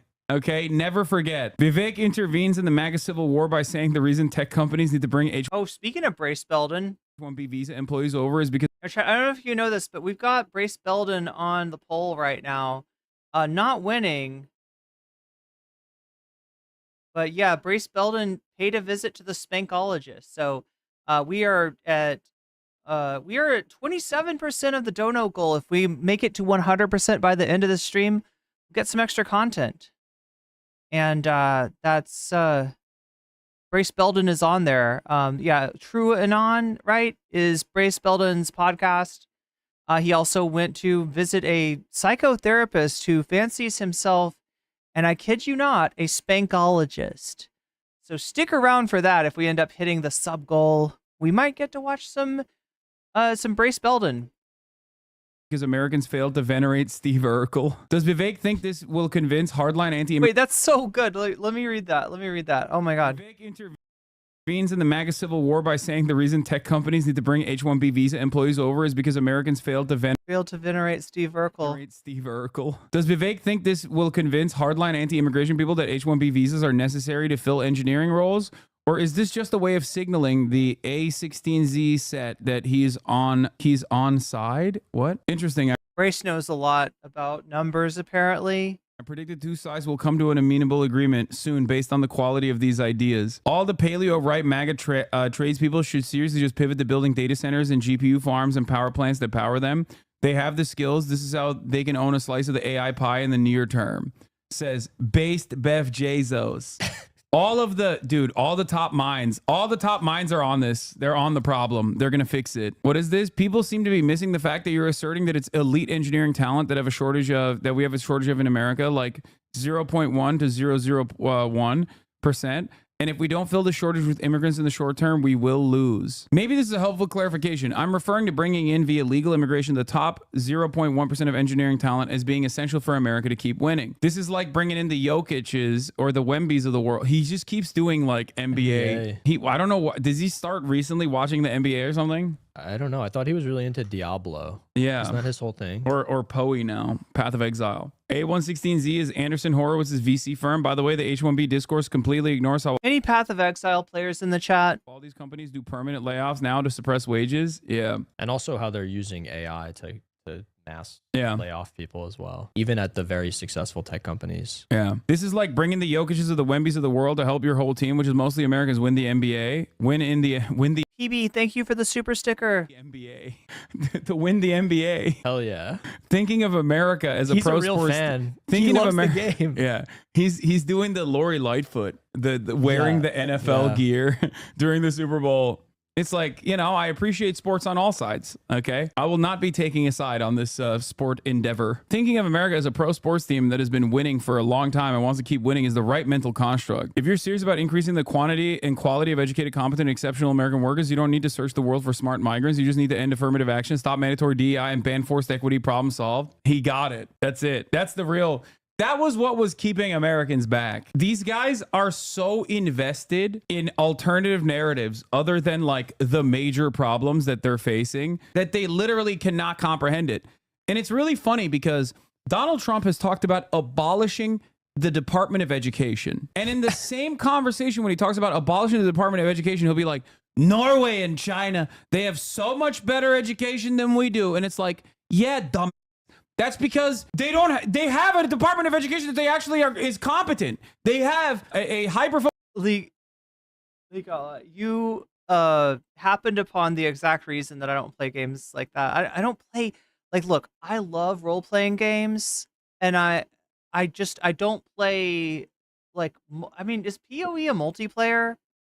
I don't know. Regardless, it's quite the commitment, right? That's the one kind of game that I try not to get into, is the game that requires so much. This is why I can't finish any RPGs recently. Like, the last one I finished was Persona 2 Innocent Sin. I didn't even finish the second game. There's a second game to Persona 2. It's 2 games, and I didn't finish both of them because it's like a commitment. And PoE definitely looks like a commitment to me. Focus on public education. It's not this like piece like Final Fantasy 14, Warcraft, all these things that people suggest to me, and I'm just like, I can't play that game. Private interest that has absolutely gutted what remains of this already underfunded sector. That's literally it. It's not about venerating the nerds or whatever either. Okay, what the fuck?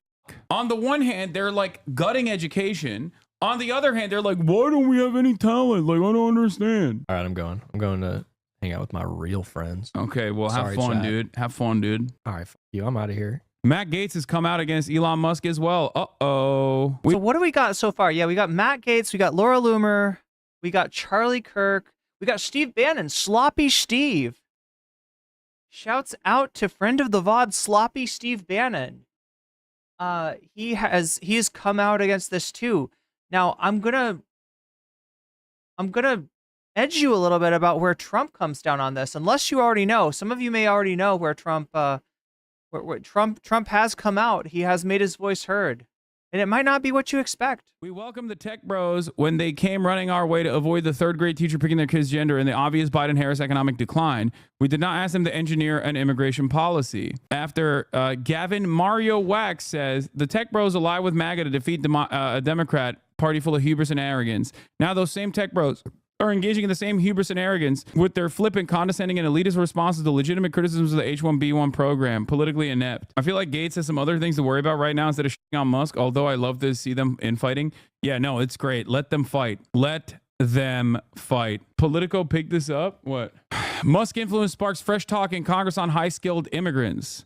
A Christmas Day social media brawl between President-elect Donald Trump's backers in Silicon Valley and the MAGA base highlighted the looming battle facing the incoming White House Congress over high-skilled immigration. Early conversations are already taking place on Capitol Hill, where Republican lawmakers are openly mulling new plans to boost numbers of high-tech immigrants as Elon Musk and other tech billionaires, including many who have named skilled immigration a priority, flex their expanding influence on Trump and the GOP. But this week's online blowup suggests immigration hardliners won't surrender easily to Trump's new tech friends. Yeah, it's great. It's amazing. It's great. These guys have arrived at one of the first great limiters. You haven't even covered the Indian side yet. What is this? Western inbreds. This is what the H-1B visa Indian tech workers think of Americans. What? Nothing on Twitter feels better than the meltdown of Western... Oh, it's Laura Loomer. You can count on Laura Loomer for your daily dose of racism. That's over the Indian invasion. Oh my God, they're so mad. They're so mad about the anti-white racism. Oh, that's so awesome. They're reporting it to Elon. This is literally like months and months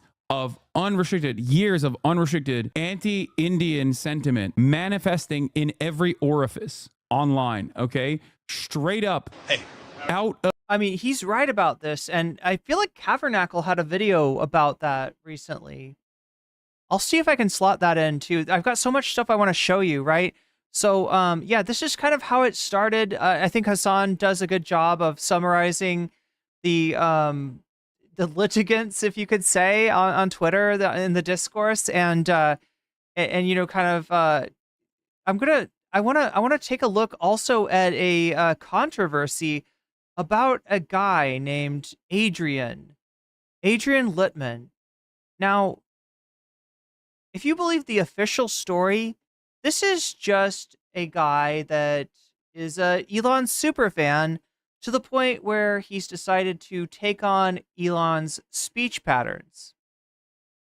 And it's so close to how Elon actually sounds that he's even talked to Elon and had him tell him that, you sound more like me than I do. But the deep dark conspiracy about this is that this is not an Elon parody account. This is not even though it acts like one, this is not an Elon impersonator, but that this is somehow an Elon alt, that Elon is using an alt set up to pretend to be a person who's, just a super fan as his way to vent. This account has talked a lot on Twitter Spaces, including with Destiny, with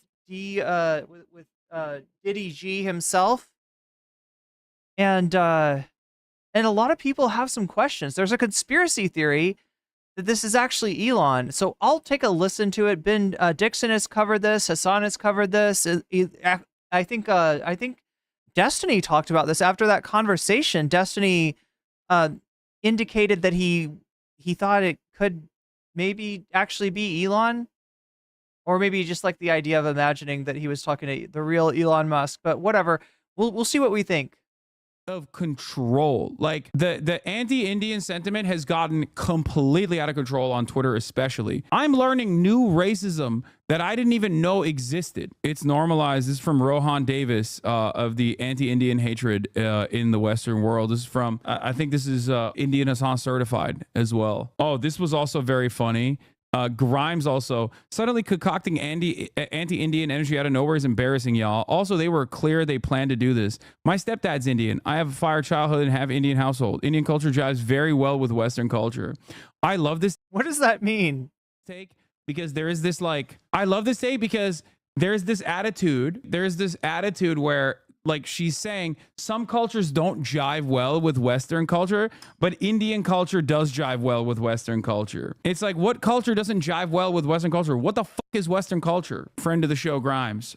Once again, popping off. It's so funny. Would India be okay with being flooded with American culture so much that it changed their culture significantly? Would they care that the two jive well together? We already did this to them. It has caused a ton of problems for them. Wait, what? This is a self-own. When they start singing instead of you might change your mind. Do you think you would be successful in Bollywood? Wait, what? She didn't say that, Hassan. You're doing the waffles meme. No. Oh, because she's a musician.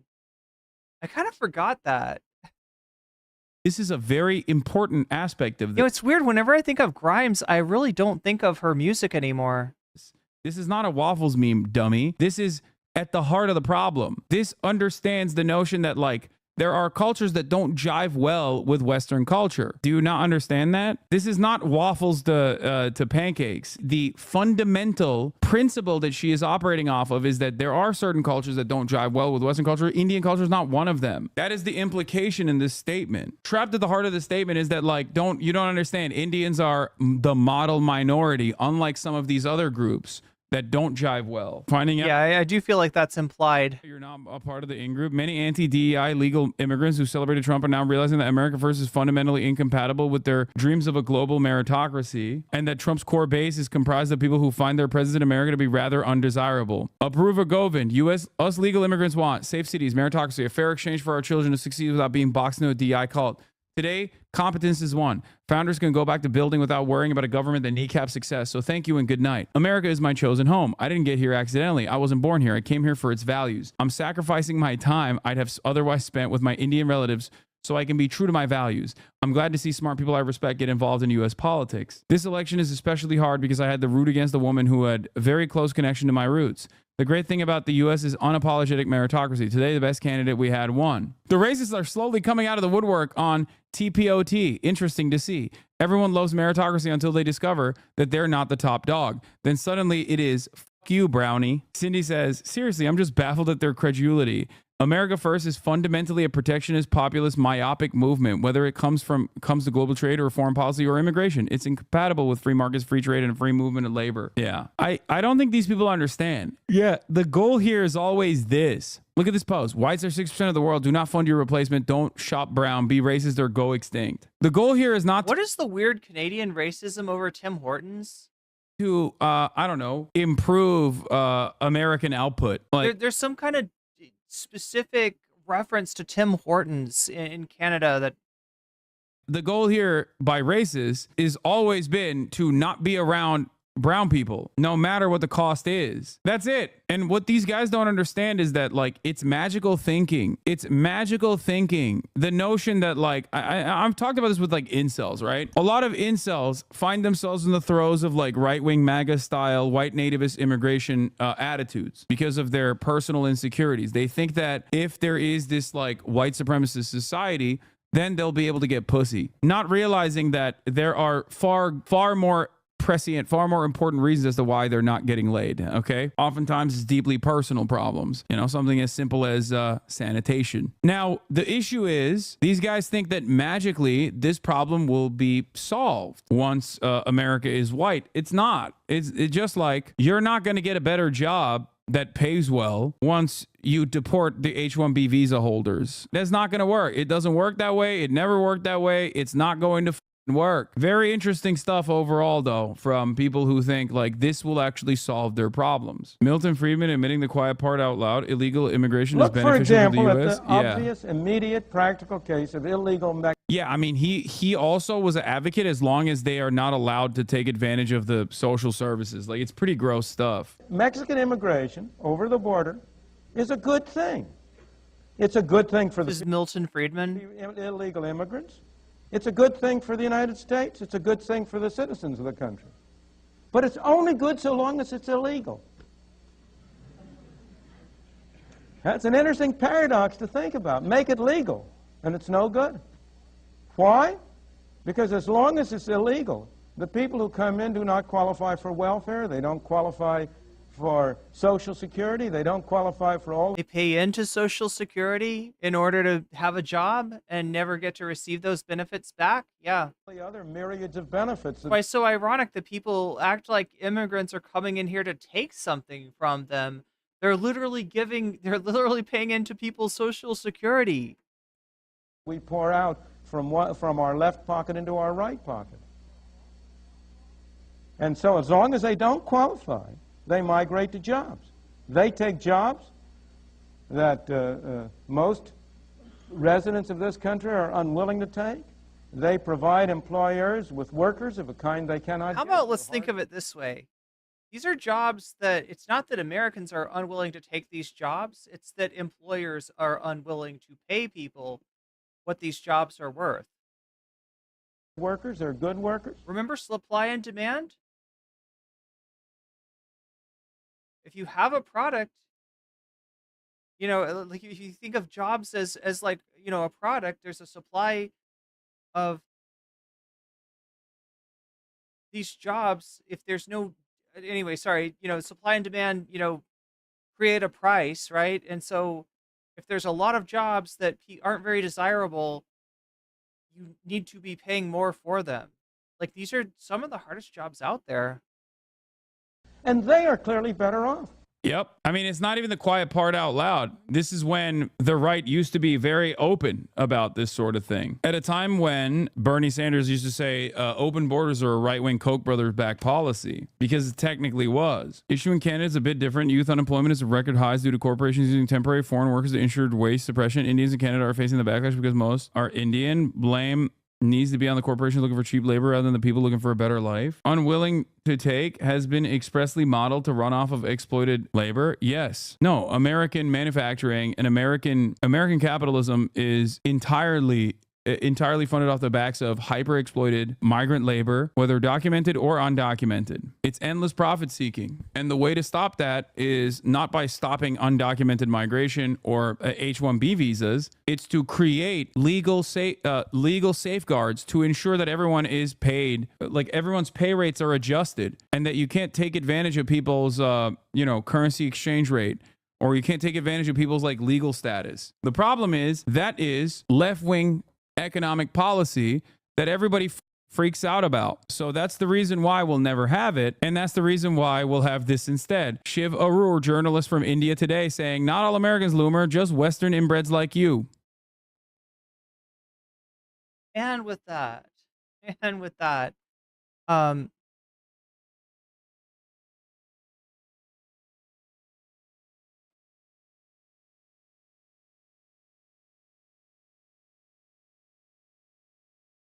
I don't know. Should we go into the Elon Musk mystery?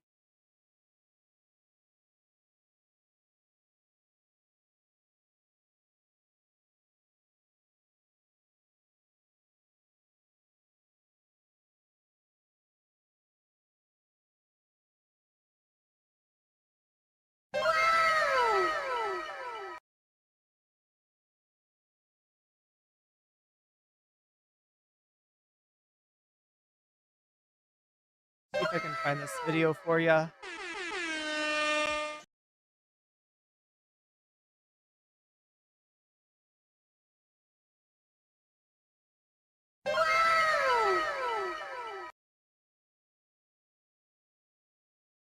Oh no. You know what? This might have gotten claimed. Ben Dixon had this video up and it looks like it's disappeared. Unless it was alive? Oh no, here it is.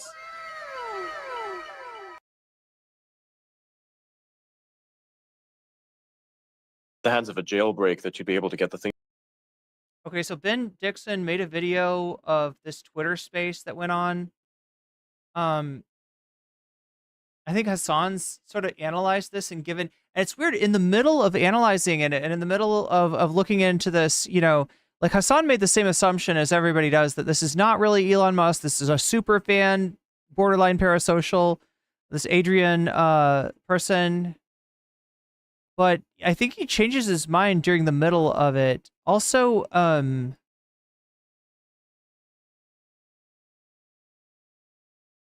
Narwhal by Nature, thank you for the 5 gifts, memberships in the shorts chat.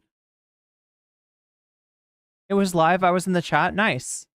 Well, we're going to take a look at this. Here, I'll start it off for you. I got to pee really quick. I'll be right back. Like in my observation, that is the position that I've been able to kind of. I got to change the name of the stream, don't I? Because you keep hearing these people repeat very specific phrases. Even if they tell you it's nothing, when certain phrases are repeated, that is the intent, that is the ideology, that is the plan, that is the mission, that is the drive, that is the goal. Always look for repeated things. Because the consistency is where everything sticks to. That's what you want. You want things to be consistent. So if they keep harping on about the fucking tech bros and they keep repeating this over and over and over again, right back. Listen to that. Even if they tell you it's a joke, I don't believe it's a fucking joke. I don't think it's a joke at all because I've seen it in way too many places, repeated way too many times, in way too many different fucking contexts for it to be just a coincidence. Okay, these are the same people who would harp on about the fucking globalists and say that certain things that are barely connected are definitely not coincidences, even though they definitely are. This thing that is definitely not a fucking coincidence is then therefore a coincidence. Are they trying to gaslight you? Or like, do they seriously think that all of you guys are stupid? I don't think you guys are stupid. That's why I'm like taking the time out of my day to appear here for free and tell all of you people about all of the stuff that we've done, just for fun, because I think it's hilarious, right? I don't think you guys are stupid. Otherwise, I wouldn't be here. I mean, if I did think you were stupid, I would fucking tell you. But realistically speaking, do they think you're stupid? You should ask yourselves. Do you want to like actually be a victim of people who think you're fucking stupid in this way? I wouldn't, man. I wouldn't. That's all I'm gonna fucking say. And I have no position on this. I'm just a fucking person who yanks chains, trolls, and is a fucking annoying asshole to people because nobody else has the balls to do so. Because everybody has social connections. They're somehow connected to this person over here and to this person over there. Then they have an obligation to defend them. I don't have a fucking obligation to defend any of them. Until, of course, I somehow do because it's the right thing to do, as in somebody's being shat on unfairly. I may not know necessarily who they are, but the shitting on is unfair, and we're going to address this. But other than that, that's exactly what my purpose is. And when people don't understand that, Why are there so many miladies in the space? Do not ask the question. Why milady? What do you mean? That's the first thing. You don't ask the miladies, man. It's just milady. That's all that it is. Don't worry about why there's so many. Remilio. It's Remilio. Don't worry about it. Hi, guys. Well, Adrian, to be fair, I've seen some very compelling evidence that you are, in fact, Elon Musk. For instance, you play the same video game and you said the word rocket fuel. Milady. Yeah. Yeah, that is also one of the other clips. There was a metaphor. So I always operate on metaphors, right? Even though I don't understand why people just like, why would you talk about this? I'm like, dude, metaphors are the only way to actually tell people certain things because that's how we all operate. We all operate based on metaphors at some level. I myself have to train a lot of people things that they otherwise in their normal day-to-day environment would have never been able to learn. And so I can't really like give them my understanding unless I come up with some sort of way to look at whatever their baseline is and then to take that baseline and twist it around the thing that I understand so that they can look at it and recognize it and be like, aha, that's how it works. That is why when we teach kids how to do math, we choose various household items or fruit, because everybody has seen a bowl of oranges at some stage of their life, or at least up until this stage of their life. So you say, how many oranges has Fred been given?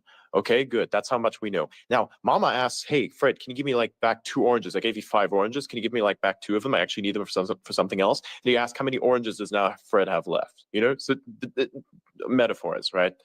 Doesn't matter what the fucking oranges are. Doesn't matter if they're organic or anything like that. That's what then people focus on. They then say, wait a minute, are the oranges organic? Do they have a fucking sticker on them? Are they the right shade of orange? No. Now, whoever this is obviously crashing out. The question is it Elon? Like, they're not handling this conversation very well. They're getting triggered, and because of that, they're showing unlikable aspects of their personality. However, Elon is known to have some unlikable aspects to his personality. And especially if this is a Venn account, that's where you're going to see stuff like that come out. I don't know what I think about whether this is a secret Elon alt or not. I like the idea that it could be, but I'm not convinced. No. The oranges are racist. No, the orange, no. You don't understand. This room has always been an orange, and to deny that, I think, is personally offensive and extremely sexist and racist. Again, cringe as fuck, but, you know, in the vein of Elon Musk's cringe.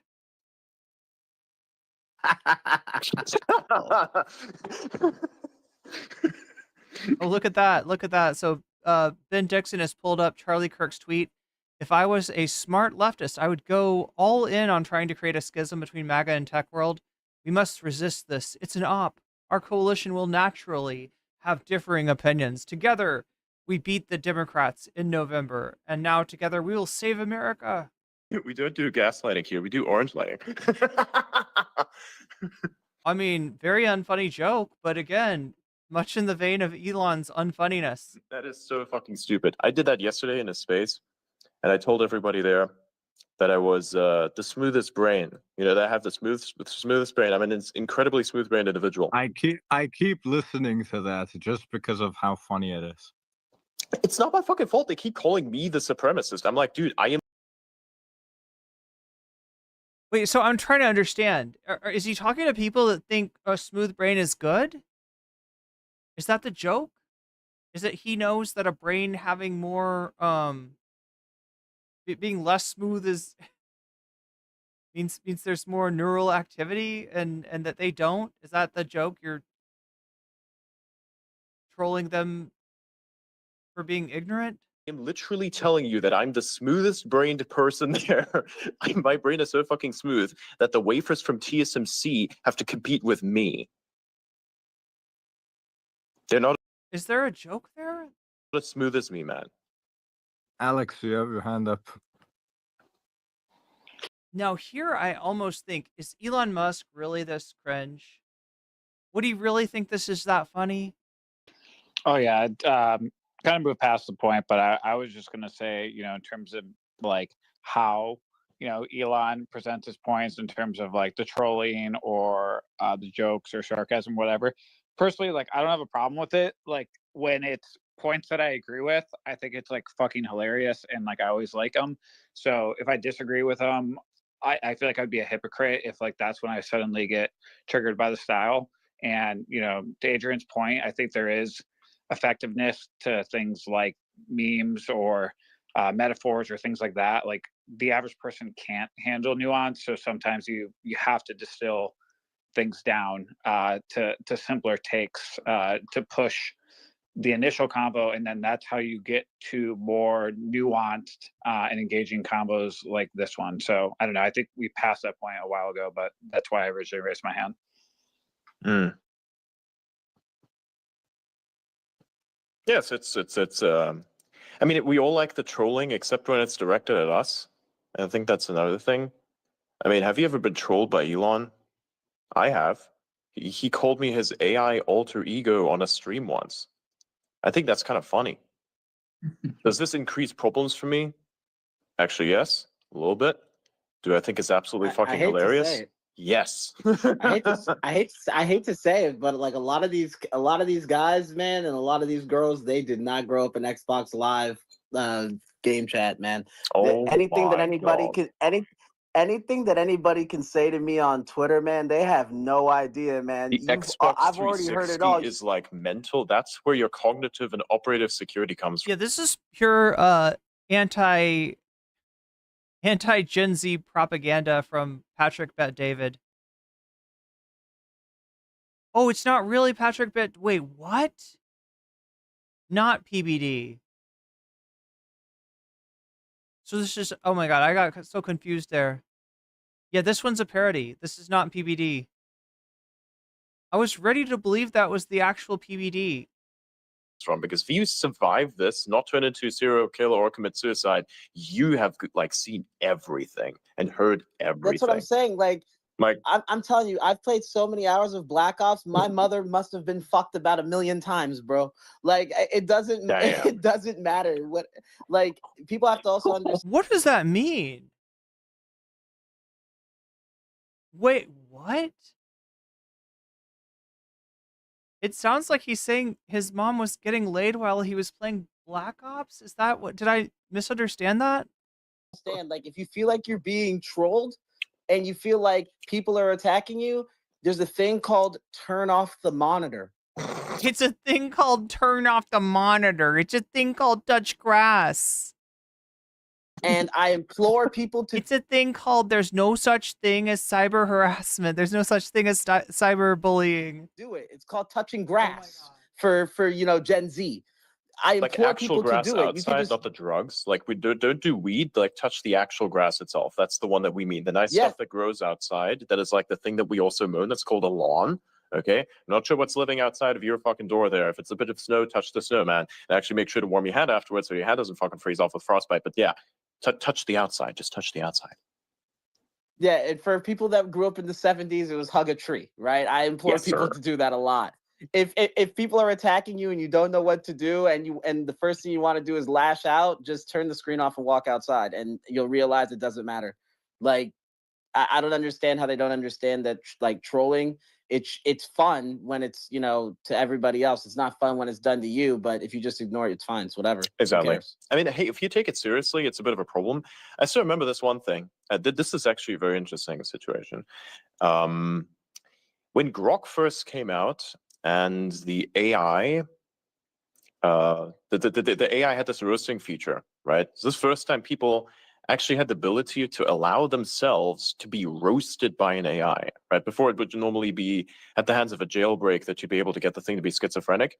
But in this case, it was actually a built-in function. Fun mode, roast this profile. It's a huge thing back in the day, right? Everybody did it, engagement farmed with it, but it was kind of funny. And the AI, I told them, hey, can you roast me with this thing? I proceeded to do so. And it basically told me the exact fucking thing. It said that my entire presence on the platform is absolutely fucking meaningless, and you should go outside and touch grass some more. And I was like, all right. I actually did go outside and touch some grass after that. I was like, cool. I'll take that and reconsider some stuff because I think that was actually a very interesting point. There were some points made by the fucking machine that I actually felt were kind of constructive, and that did lead to a change, which was very good. Meanwhile, somebody else got roasted. I'm not going to name his name. Somebody else got roasted on the same level, but in a different way. Okay. So so in game lobbies, people say, "Okay, fuck your mom." I get it now. Dude, motherfucker cried. He Chat, I don't play FPS. Okay, I have a life. He left the space. Speaking of trolling that you shouldn't take too seriously. So it goes to show, if you feel like you're being attacked, see if the attack is serious. And if it's just trolling, don't take it seriously. And if you don't want to, but if you could, and it's sustainable to do so, troll back. You know, that's like what I did. I understood that these people were like fools and liars on a space, so I went there and I trolled. Also, for the people who say that Keith Woods cooked us, he didn't. I was doing a lot of holding back. I was just waiting for points to come out. I wanted to have data. Fucking Auda had to hold me back. That's really what was happening. There was no cooking that was happening here. We were cooking in a different way. We were stewing. Yeah, I was waiting for him to just say one thing, and I tried to bait him into it, and he didn't say it. No, I know. He knew exactly what he was doing there. I mean, to his credit, you don't go into a space like that with somebody who like tried to shit on everyone yesterday, going, this guy is definitely not going to try and fuck us. Yeah, nah. When I go into any space like that, I assume that people will try to fuck me somehow. And he went into this space assuming correctly that someone was going to try and fuck him some way as well. Somebody in chat saying this sounds like Milo. Yeah, I mean, it kind of does.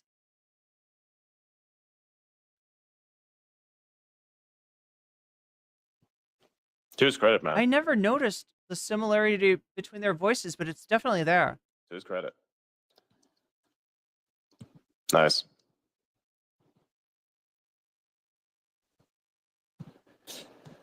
Oh.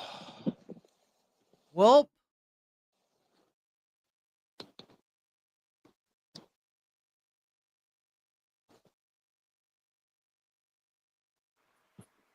Doge is hiring. What? Doge? Department of Government Efficiency. Yeah, they're hiring. Oh, is this real?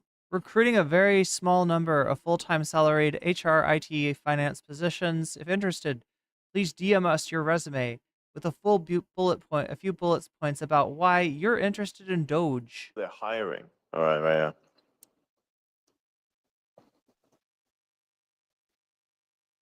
By the way, nice one. Outer. Yeah, I'm adding someone. Cool.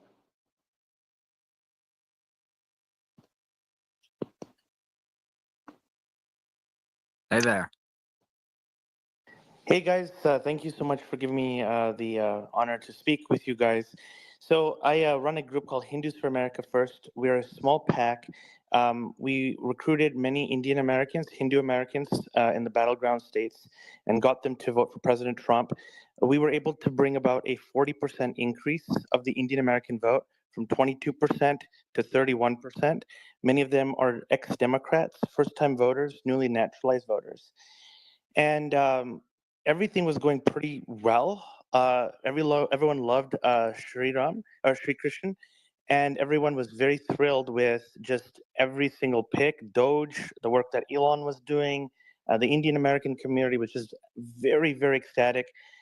And people be trolling, whatever, who cares? Doesn't matter. The thing that really got to the Indian community, which was, this vitriol and calls for rounding up people, calls for executions, and to hear that come from people who are gripers that are adjacent to MAGA, people, the new voters, they just didn't know these fine differences, these cleavages, and there's a lot of explanations that were needed and critical. And unfortunately, there's not enough voter education on these subgroups, and they've been misunderstanding who's their friend, who's their foe. And the Democrats have been exploiting this, and I've been trying to provide as much education as possible. And if Elon, ever hears me at some point in the future, I would just love to mention to him he's a great, great man, and a lot of people. This is like sitting in Santa's lap, like, right? You know, it's not really Santa. You know, it's Santa's helper, but it kind of feels like he might be Santa. So you're like, I would really like Santa to know that I prefer the 32 piece Lego set. I don't know, like, whatever you're asking for. Like, you're like, I would be awesome if Santa realized XYZ. Not that you're Santa or anything, but I don't know if you could. People in the Indian community really respect him, appreciate him tremendously. If you could relay this message back to Elon Musk for me, if you know what I mean. They're Elon feeling very soured right now. The same thing happened with the Muslim community in the United States before 9/11. The majority of Muslims in the United States actually voted for Republicans. And after 9/11, kind of the same thing that's happening with Indians today happened. And now it's now majority Democrat voters because of the kind of harassment that they faced from a lot of the more extreme sides of the Republican base. Yeah, that's absolutely true. And this is obviously going to take its course, its time. Things fizzle out and whatnot. But I just feel like any kind of positive statement from leadership that just says, like, whatever was said, it's dumb, it's trolly, people didn't mean that, we stand with the Indian American community, just to give them some hope, because I see these Democrats acting like complete vultures right now, and they are taking advantage of this situation, sir. By the way, I gotta ask you, you left a bunch of replies saying that he did not, Sriram did not, actually, how do you pronounce his name correctly, since, I assume you're of Indian origin? How do you pronounce his name correctly? Sriram? Yes, sir. His name is Sriram. Yeah. Sriram. Okay, good. Sriram. You said that he We've been didn't donate. pronouncing it wrong. Hmm? We've been pronouncing it wrong. God Yeah, damn it. exactly. That's what I was doing. I was looking at the S, so I was like, that's got to be a It's like with the people that keep calling him Srinivas. I think it's like Srinivas, actually, with Aravind. So, right. Yeah, that's why I keep doing that, and people think I'm crazy, but I'm like, actually, that's supposed to be how it's pronounced. Anyways. Okay. Anyways, let's see what Hassan had to say about this. If there's one thing we all know from this wonderful experience is that Elon Musk is the most jobless man in America. There is no better indication that Elon Musk, as a billionaire, as the wealthiest billionaire on the planet, is once again proving to all with eyes to see that billionaires don't do, okay? President-elect Donald Trump. All right, let's get to the H-1B visa saga once again. Reporters has exposed what's being called a Maga Civil War. Trump's tech ally. They're not exposing anything. It's just there. Like billionaire Elon Musk and his longtime base are deeply divided over visas for highly skilled immigrant workers. The feud exposes cracks in the MAGA camp between the converts in Silicon Valley and the loyalists. They literally say tech bro on national news. CBS Saturday Morning just said tech bro. Look at this. For highly skilled immigrant workers. The feud exposes cracks in the MAGA camp. It's so weird. I can remember when this was just a colloquial thing of, like, my friends and I, how we would describe somebody who was of a certain mindset. Let's just say it's not everybody in tech, right? Tech bro, means. And that's why I say about the whole Vivek Ramaswamy saying, Screech deserves to get his flowers, Steve Urkel should get his flowers, all this kind of stuff. They are. Nerds are the new jocks. It's another way to be a jock. It's another thing, to flex. And they're bros. They're just different kind of bros. I mean, some of them were jocks, right? It's not mutually exclusive. Between the converts in Silicon Valley and the loyalists on Capitol Hill. And it's a preview. Is this loud enough, chat? For possible challenges ahead over a signature issue of the president-elect's campaign, immigration. Torian Small joins us live from West Palm Beach with more. Torian, good morning. Yeah, good morning, Dana. This drama started before Christmas. Far-right figures like Laura Loomer took aim at some in Trump's circle, especially India-born Sriram Krishnan, Trump's top AI advisor, for suggesting the U.S. remove caps on issuing green cards and H-1B visas to high-skilled foreign workers. Is Elon the richest again? I think so, yeah. First, there was a post, Vivek Ramaswamy on X on Thursday. Quote, a culture that celebrates. I'm going to be controversial here. I have a controversial take. You know how there's that Adrian account and everyone says that that's like Elon's alt account and he talks about Elon in the third person? I don't think Adrian Ditman is Elon. I don't know if that's that controversial of a take. I feel like that's the default point of view. Right? If you take him at his word, he's not Elon. It's kind of like a conspiracy on top of a conspiracy to say that he is Elon, right? But he might be. Legit. I don't know. I'm 50-50. I don't think it's him. I mean, maybe 55 it's not him, 45 it is him, but I'm pretty close. I think it's like an incredibly almost stalkerish fan who has like basically changed his like speech patterns in a way to try and sound like Elon Musk. Celebrates the prom queen over the math Olympiad chimp or the jock over the valedictorian. No, I've listened to a lot of his debates. I've listened to a lot of his like debates. I've listened to a lot of stuff that he's talked about, that he's like done, including the last space that went viral. It's like he does talk about Elon in the third person and then switches into the first person quite a bit. But I think that's because of the mania of the individual. I want to believe that it definitely is Elon. Some elements of. I low-key want to believe too. I want to believe that he's this pathetic. And I know he is this pathetic. Even if this isn't true, he's still a very pathetic man. This is something that he would do. Yeah, that's what I guess that's my ultimate take, chat, is that even if this is not something that he did do, this is something that he would do. Because it was so peaceful up here, but now there are freaking communist invading radicals. You think this is Elon? I don't blame you. I can't find a lot of It was so peaceful up here, but fault now with there are that. freaking communist invading radicals.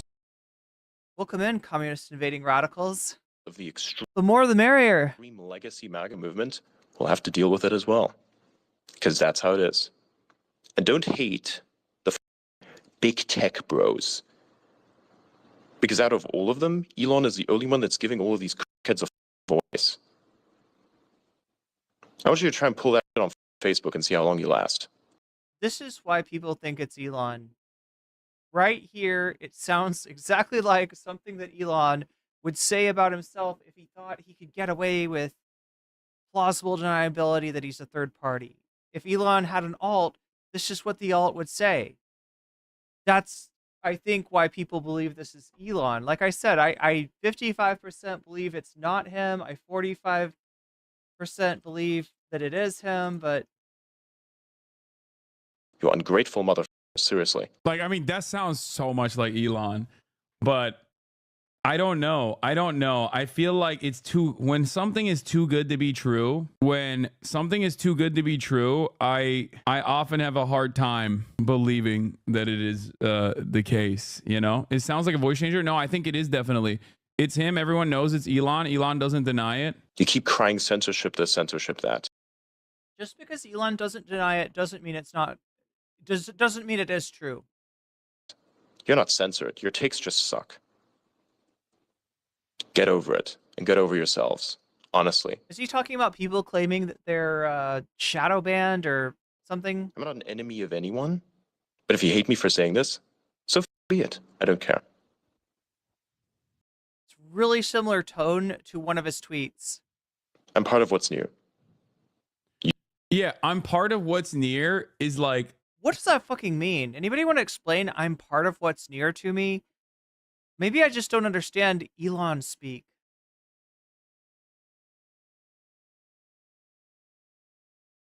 I don't think it's him the longer it goes on. There are points in which it really doesn't sound like him. But then I always guess myself because I'm like, well, of course, you know, if you were Elon and you didn't want people to think that it was really you, then you'd put something in there to sound different. I don't know. Jerry says I'm with Hassan.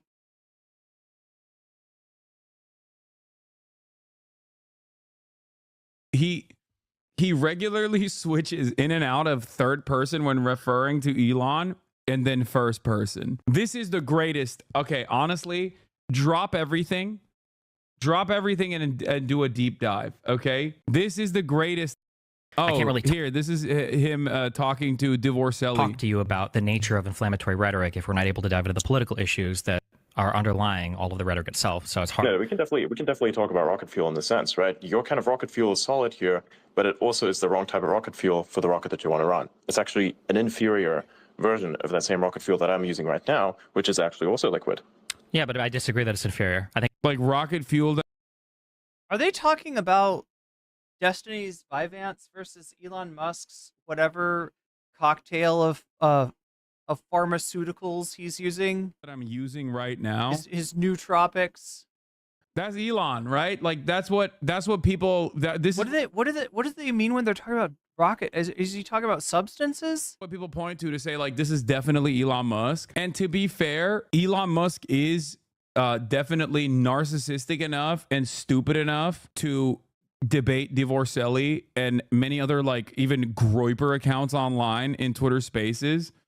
He is that jobless for sure and that thin-skinned. But having said that, I think there's a lot of evidence to point that this is Elon Musk. Okay? But, and this is the reason why this is a controversial opinion that I have, that I think it's not actually Elon Musk. Ironically enough, Adrian Ditman stutters infinitely less and seems more coherent than Elon Musk. Wait, didn't Destiny say this exact thing? When you hear Elon Musk speak on the news or in an extended format where he's being interviewed, and contentious, non-contentious, doesn't matter, okay? He is not as well put together as the way that Adrian Ditman speaks. That is the only reason why I think it's maybe not Elon Musk. The vocal fry doesn't match Elon at all. No, I just like either he, when he is not in front of a camera, he's just feeling himself a lot better. So he just like is capable of presenting himself. Hank says I'm part of what's new. That actually makes more sense. Yeah. In a more coherent fashion. Maybe he's just like using a different drug cocktail when he's behaving like an internet troll under the Adrian Ditman pseudonym. I don't know. But when he is in front of cameras and speaking, oh, wow. This is the number one after Megaphonics. Evan Loves Worf is the number 2 Elon simp online. And even he has a similar opinion. Look, again, I know it's extremely unpopular, but you can just listen to this recording of Adrian Ditman and see pretty plainly that is not Elon. Their voices are similar, but Elon does not sound like this at all. To the United States of America. I have literally just stated to you exactly what I have contributed, but your inability to receive this makes me believe that you are perhaps... Okay, he's using a voice changer.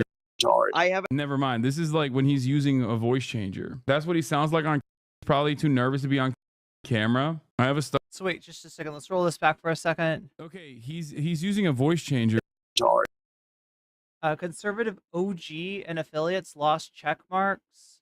Elon Musk shut it down. Again, I know it's an extra. Okay, so it's just speaking about it's just showing a Twitter space. There were a bunch of people that lost their check marks and or their monetization of the conservatives that disagreed with Elon and Vivek on this. There was a non-zero amount of people, and there were also people that were getting banned for racist things that they had said a long time ago. Remember, Elon was leaving the Nazis, the Groypers, all those people alone. More or less. And there were some kind of post hoc bans of those people over racist things that they said. So it's almost like, he's not banning you for saying it, but if he gets upset with you, maybe you catch a ban. I don't know. Never mind. There was a non-zero amount of pettiness going on with Elon Musk, and again, that's unraveling his narrative, right? He is the one that brought you free speech. The liberals were banning you just because you were, harassing some poor trans woman somewhere, and now Elon's gonna come and be like, "No, you're fine. You can go ahead and harass away, right? Say all the say all the Nazi things that you want to say." And now, there's a caveat. As long as you agree with me, as long as you don't disagree with me, as long as you're not.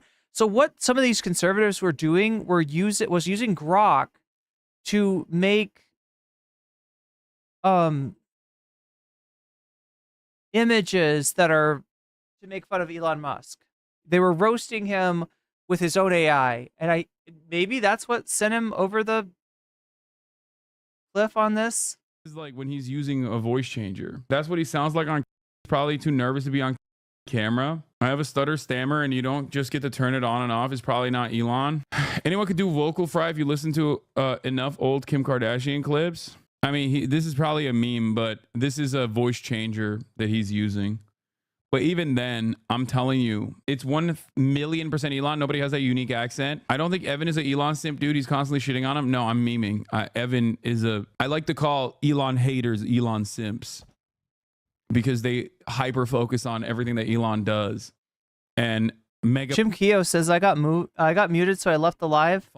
Wife of Phonics, it was the #1 Elon simp turned into an Elon hater. And he would always tell me, he would always be the first to come in here in the chat for the longest time to be like, hey, Elon farted today. Have you seen it? And he would just like send me irrelevant shit that Elon has done. I mean, to be fair, Hassan, you don't usually see a fart unless it's just really thick. Maybe it could produce some kind of visual distortion, like when you see like it's hot outside and you're looking over a highway. But now there are freaking communist invading radicals. But in general, you would smell or hear a fart more likely than see it. And at a certain point, I was like, come on, dude, you got to stop sending me Elon. And then he stopped sending me Elon directly. I mean, if you can see it, don't you have to ask yourself, is it not maybe a shart? It's like a cloud, sending me like a noxious cloud is coming out of somebody's pants. Evan's Elon, because Evan is also an Elon tracker. He used Evan as basically a way to diffuse the personal responsibilities that he has for being the #1 Elon guy. They've literally talked. They're not the same person. I don't know if that's good enough to claim that it's not Elon, but yeah, this is part 2. You've met me at least 3 times. You're about to die of laughter, aren't you? Yeah, it's me again. Oh my god. Yeah, this is part 3. I swear, there's nothing. Honestly, there's nothing better than to hear you laugh this much. Like, I can only imagine the kind of stress you're under. So funny. Yeah, dude. For the past couple of weeks, I basically. Oh god, I can't do this. This is too much. It's so, oh my god. It does feel like he broke character for a second there. Anybody else get that? There's 8 billion people on Earth, so Yes. odds are there's someone who sounds like you somewhere, and you are that person. Yes, it gets worse. It gets He sounds more like Elon than Elon right here. worse. There was a moment when he was like, dude, no way, I'm too embarrassed, where it kind of sounded like he was breaking character. But then again, these aren't like, look, Elon will say dude. Elon will definitely say dude. It's not like it gets so much worse. It gets so much worse. I can't, honestly, I don't believe you're not me. Wait, I almost feel if you told me that the joke was that Elon got somebody else to play him and that like he was playing Adrian, like that somehow he connected as Adrian and this was somebody else, like, right? Yeah, Adrian at this point sounds more like Elon than Elon. It may be the mic too. Yeah, that's a theory. You are, That's a man. theory. People think I'm legitimately your clone. There's been theories that I'm one of your Neuralink experiments. Can you like clarify that I'm not one of your Neuralink experiments, or maybe I am and I wouldn't realize it? Because that's advanced. It's a very Elon joke. Bro, I can't even tell who is talking.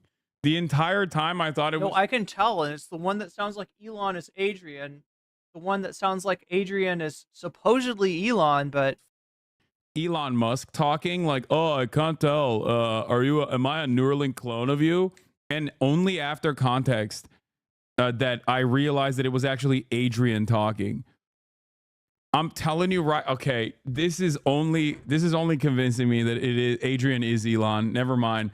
I'm back. I'm back on the Adrian is Elon train, dude. See what I mean? I'm back on it. Spectrograph analysis of just flipped him. Adrian laughing during his speech compared to Elon Musk's laugh from another interview. It's 100% a match with 3.62 voice frequency modulation. What the is this? I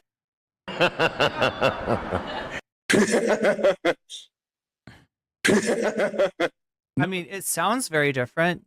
That was.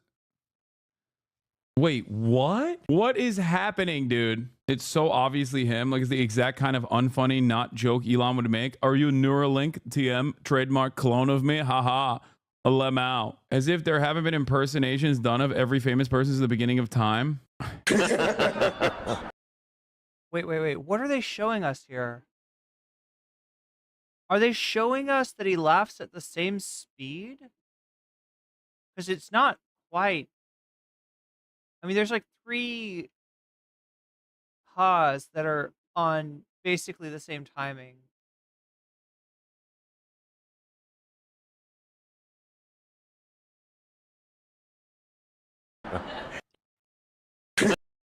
Wait. I don't know what I'm looking at though. I'm not sure what I'm looking at. They're playing 2 laughs at the same time.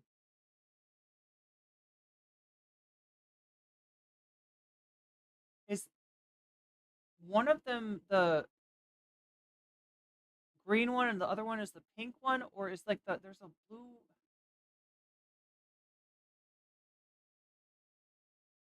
I'm not sure what I'm looking at. And I read a lot of voice print, so I should. Dittman had a long discussion with XUC, and Dittman said he watched a lot of X. Can't be Elon. I think a lot of you. Dude, Drake was with Aiden Ross talking about how much he watches Plaque Max. Okay, yeah, no, I don't think it's that crazy to assume that people. If anything, Elon Musk has a lot of free time, okay? It's not shocking if he's like watching a lot of Twitch streamers. That only reaffirms the suspicion that Adrian is Elon Musk. Chat analyzing this like the Zapruder film. Yeah, I mean, this is the most important thing. Check my message. Remember when Elon pretended to be a child? Oh, yeah. Yeah, that was weird. He does a lot of weird shit, man. He's a weird ass dude. He really is a goddamn weirdo, dude. Also, he's autistic, so yes, very high likelihood that he watches Twitch streamers. Like that in and of itself is enough. That's proof in the pudding right there. There's way more audio of him arguing with Laura Loomer. It's for sure Elon. Find the whole thing. Send me a clip and we'll watch it. 100% he sets this up so it seems like it wasn't him. How much you want to bet he knows about you? I mean, I've had Grimes on my stream. I'm sure he knows who the I am. How are your monkeys? Well, how are your monkeys? I don't know. How's the test subject? No, the weird thing is you even ask questions in the way that I would ask questions. Autism. And your sense of humor is quite similar sense of humor. It's eerie. Yeah, I know. I still remember the first time. God. Oh God. I still remember the first time. I still remember the first time when the first time I found out about you was actually in early 2016. This is when I watched SpaceX rocket engine experimentations on YouTube. I was like, man, this is. Bro, Adrian sounds more like Elon than Elon does in this conversation. Like it sounds whenever he speaks, whenever Adrian, not Elon, speaks, I always assume that it's Elon speaking. I can see that it's not. That's what I was saying That was what I was saying just earlier. Elon rockets to space and back. I saw in whines on the internet about racial inequalities that don't exist. Of course not. There's no racism. Remember that was abolished in the 60s. No, there's been no racism since the Dark Side 780. I hate to break it to you. But Elon's not doing the rocket equations. He's not putting together, like, these are highly skilled engineers that he probably hires on H-1B visas and pays way too little. And has them over a barrel in terms of their ability to stay in the country, depending on him being satisfied with them being with the work they do in ridiculous conditions where they're way overworked. So, yeah, I hope that's not a, like, this is like telling somebody Santa doesn't exist. They're like, Santa exists. He goes around the whole world in one night. He goes down the chimney of every child and he drops presents. He fills the stockings. He eats the cookies. He takes a poop in the toilet and you know, leaves you Santa poop that's like the color of it looks like a candy cane, right? That's Santa. No, he doesn't. Elon Musk maybe doesn't do all the stuff of the employees that he takes credit for. Jesus Christ, you don't know how capitalism works? He's the rich guy that gets paid for other people's work. That's what our system is. He doesn't know shit. He owns shit. He makes money based on what he owns. And, you know, if you let capitalism get out of hand, he'll own your ass as well. He'll own you as well. That's the kind of future he envisions.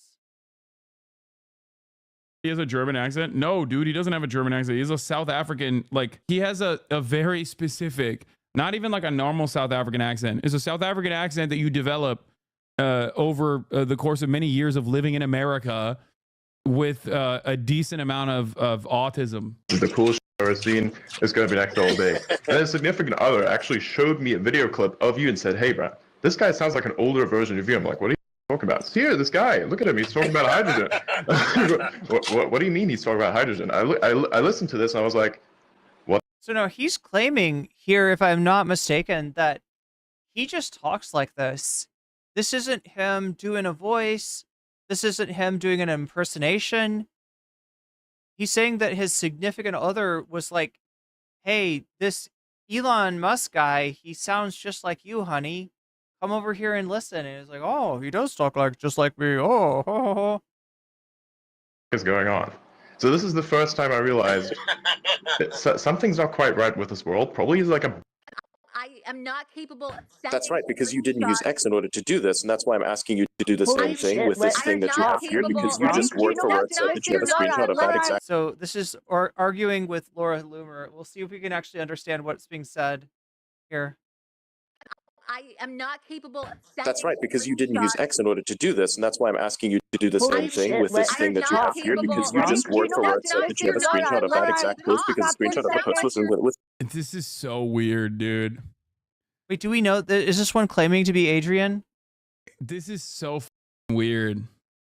Any chatter saying they sound different was probably Elon. Yeah. Within the place where they.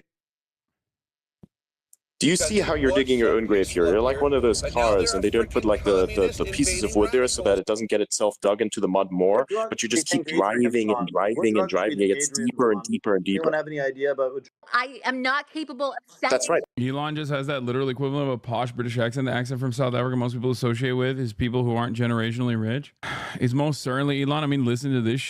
It was like this. You had the Conservatives OG accounts. They were also involved in various other things, which are kind of strange. But there were people on there who are quite the hard-headed bunch, to say the least. Anyways, and some of the people, even I know myself, who I think are kind of all right. So they really got to mix up everybody, really.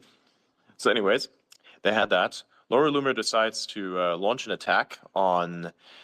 God, I forgot his name. What's wrong with me? I need some coffee. Shriram, sorry. Yeah, so she decided to like launch an attack against Shriram, And in doing so, she decided, hey, let's highlight the fact that this guy is... Yeah, capitalism hasn't gotten out of hand already. Look, capitalism is a process. All right? It's not just a mode of production. It's also a process. It's a process of accumulation. And over time, that accumulation increases, possibly exponentially.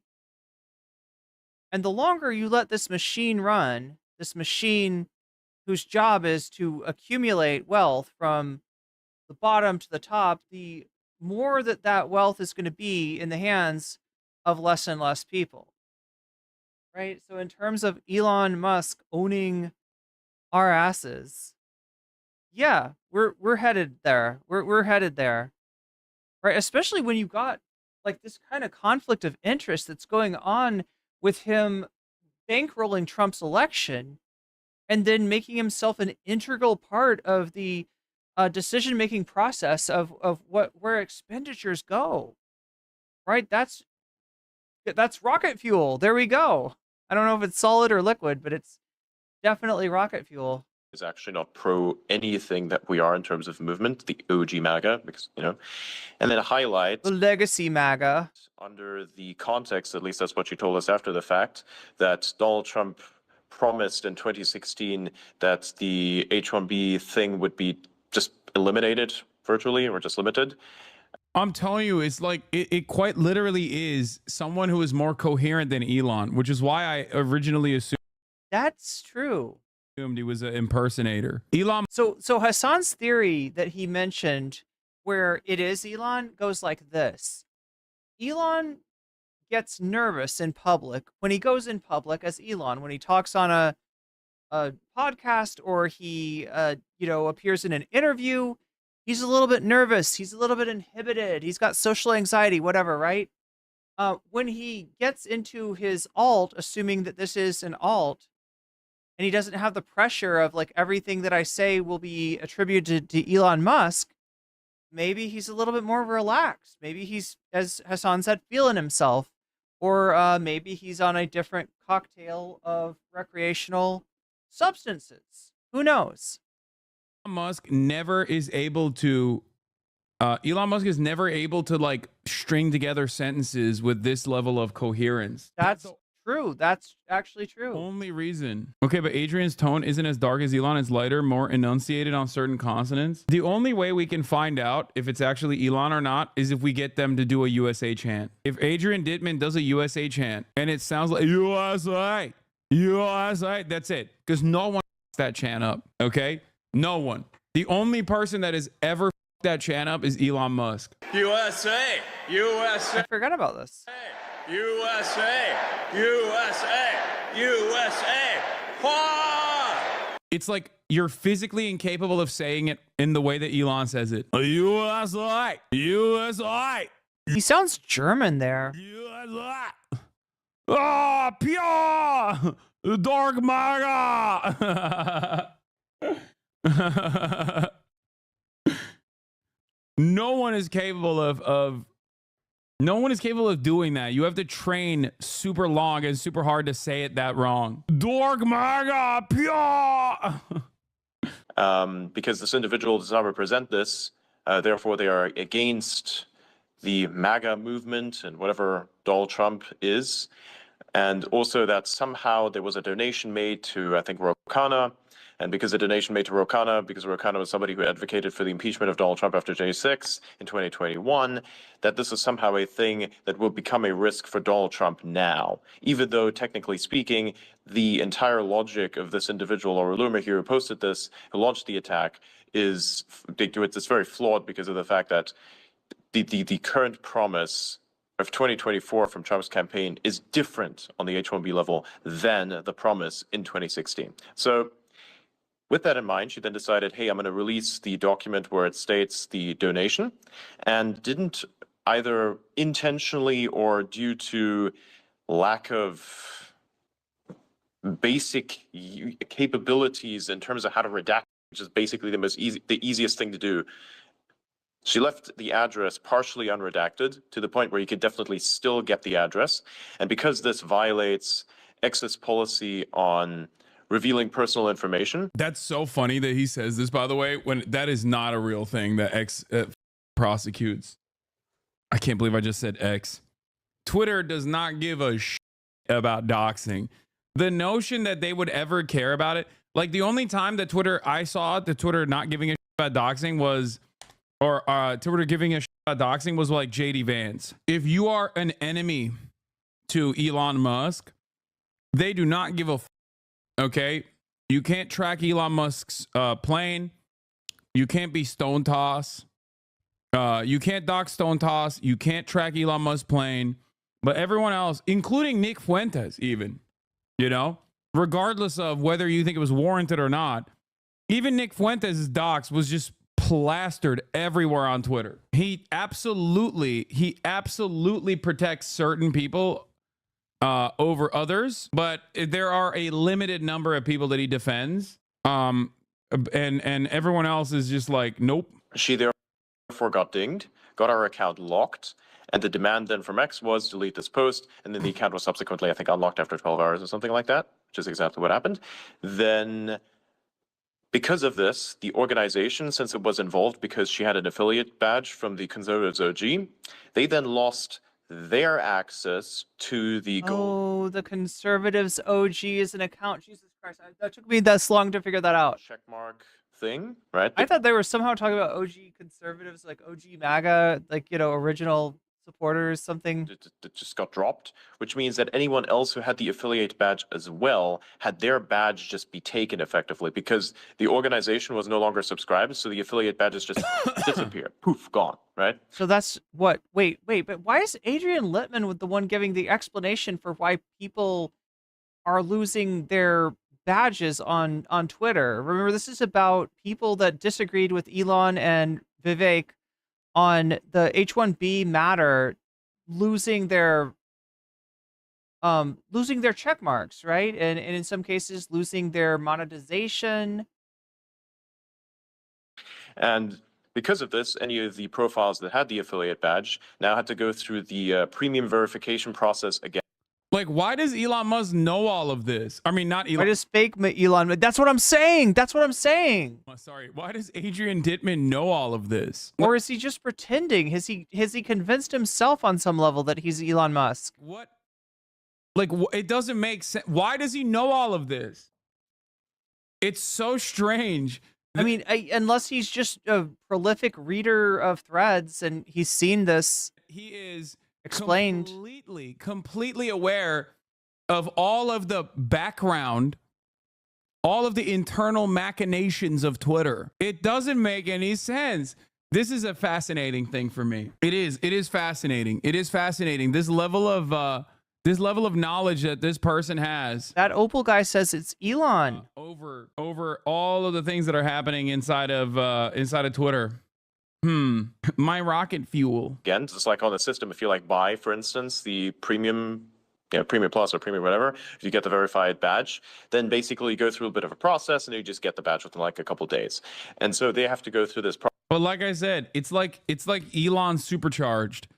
It's like Elon Musk if he was like coherent, if he was capable of holding on to a coherent thought. Are you letting yourself be gaslit in the least? I'm telling you, he's sitting next to a guy he hired who sounds like him and they switch whenever Elon wants to emphasize a point. No, because then his speech patterns would be different. Like noticeably different, because Elon Musk is never this coherent. I've never seen Elon Musk this coherent. Process now again, because even though they were still subscribed to premium, the badges were gone, and then technically somehow I guess it takes away the verified, and then the system has to put it back on again. And that's what had all these people lose, quote unquote, their check marks because they actually. Remember on Phineas and Ferb where Dr. Doofenshmirtz took over the tri-state area, named everyone Joe so he could remember their names? Lost the affiliate badges because Laura Loomer decided, hey man, I'm going to let the citizen journalist inside of me not work as much today, not as much overtime or any time at all, and leave a address partially unredacted that then causes a violation of X's rules that then led to a locking of the account that then also led to the disabling of the gold checkmark on the Conservatives OG account, which then led to the vanishing of all badges on these people who now lost their checkmarks, and then of course the subsequent uprising and, censorship allegations, which are complete bullshit. She then lied about what exactly caused it. That's why you call so many companies X. I thought it was just a Gen X thing. They lied about what exactly caused it, even though we have a clip of the person saying, you know, the words which were, yeah, this was the post regarding this individual, and we clipped that actually. She later then denied that she said that, gaslighting me effectively on the space. But I have basically photographic memory, especially with stuff that deals with yanking chains. I have to like host a conversation space every single day for multiple hours, so I have to remember exactly everything that I've said. And keeping a thought train going for an extended period of time is extremely difficult to do if you don't want to sound like an absolute rambling idiot, right? Everything has to be context dependent, because it is. And so with that in mind, I knew that they were lying to me, and we were actually able to clip that. And then basically, yes, she did get the notification. She did delete the post. The account was unlocked again after 12 hours, and she's been posting saying that she's been throttled, even though she's getting just about as much, if not more, engagement than she did before, which is bullshit. Even if she's unverified, she's still getting a ton of engagement, a lot more than she did at baseline, which is hilarious, by the way. So, yeah. Was all that stuff about hosting lives just kind of a way for him? Like, did he realize that he'd said stuff that, I don't know. You know, the other option is that he's trying to make it sound like it's Elon. That he's doing that thing where he accidentally slips into first person instead of third person. He's doing that like on purpose. He's doing the thing where he knows like way too much about the goings on at twitter.com on purpose. He's making it, he's trying to sound like he's slipping, in other words. That's pretty much the summary. Is there? Oh, and Twitter is worse. Stop kissing. Stop kissing. Stop kissing. Are Adrian and Elon the same person? Yes wins out resoundingly. No's are at 15%. The fuck was the stop kissing? Yeses are at 64%. Is Kaya doing something? Secret third thing is at 21%.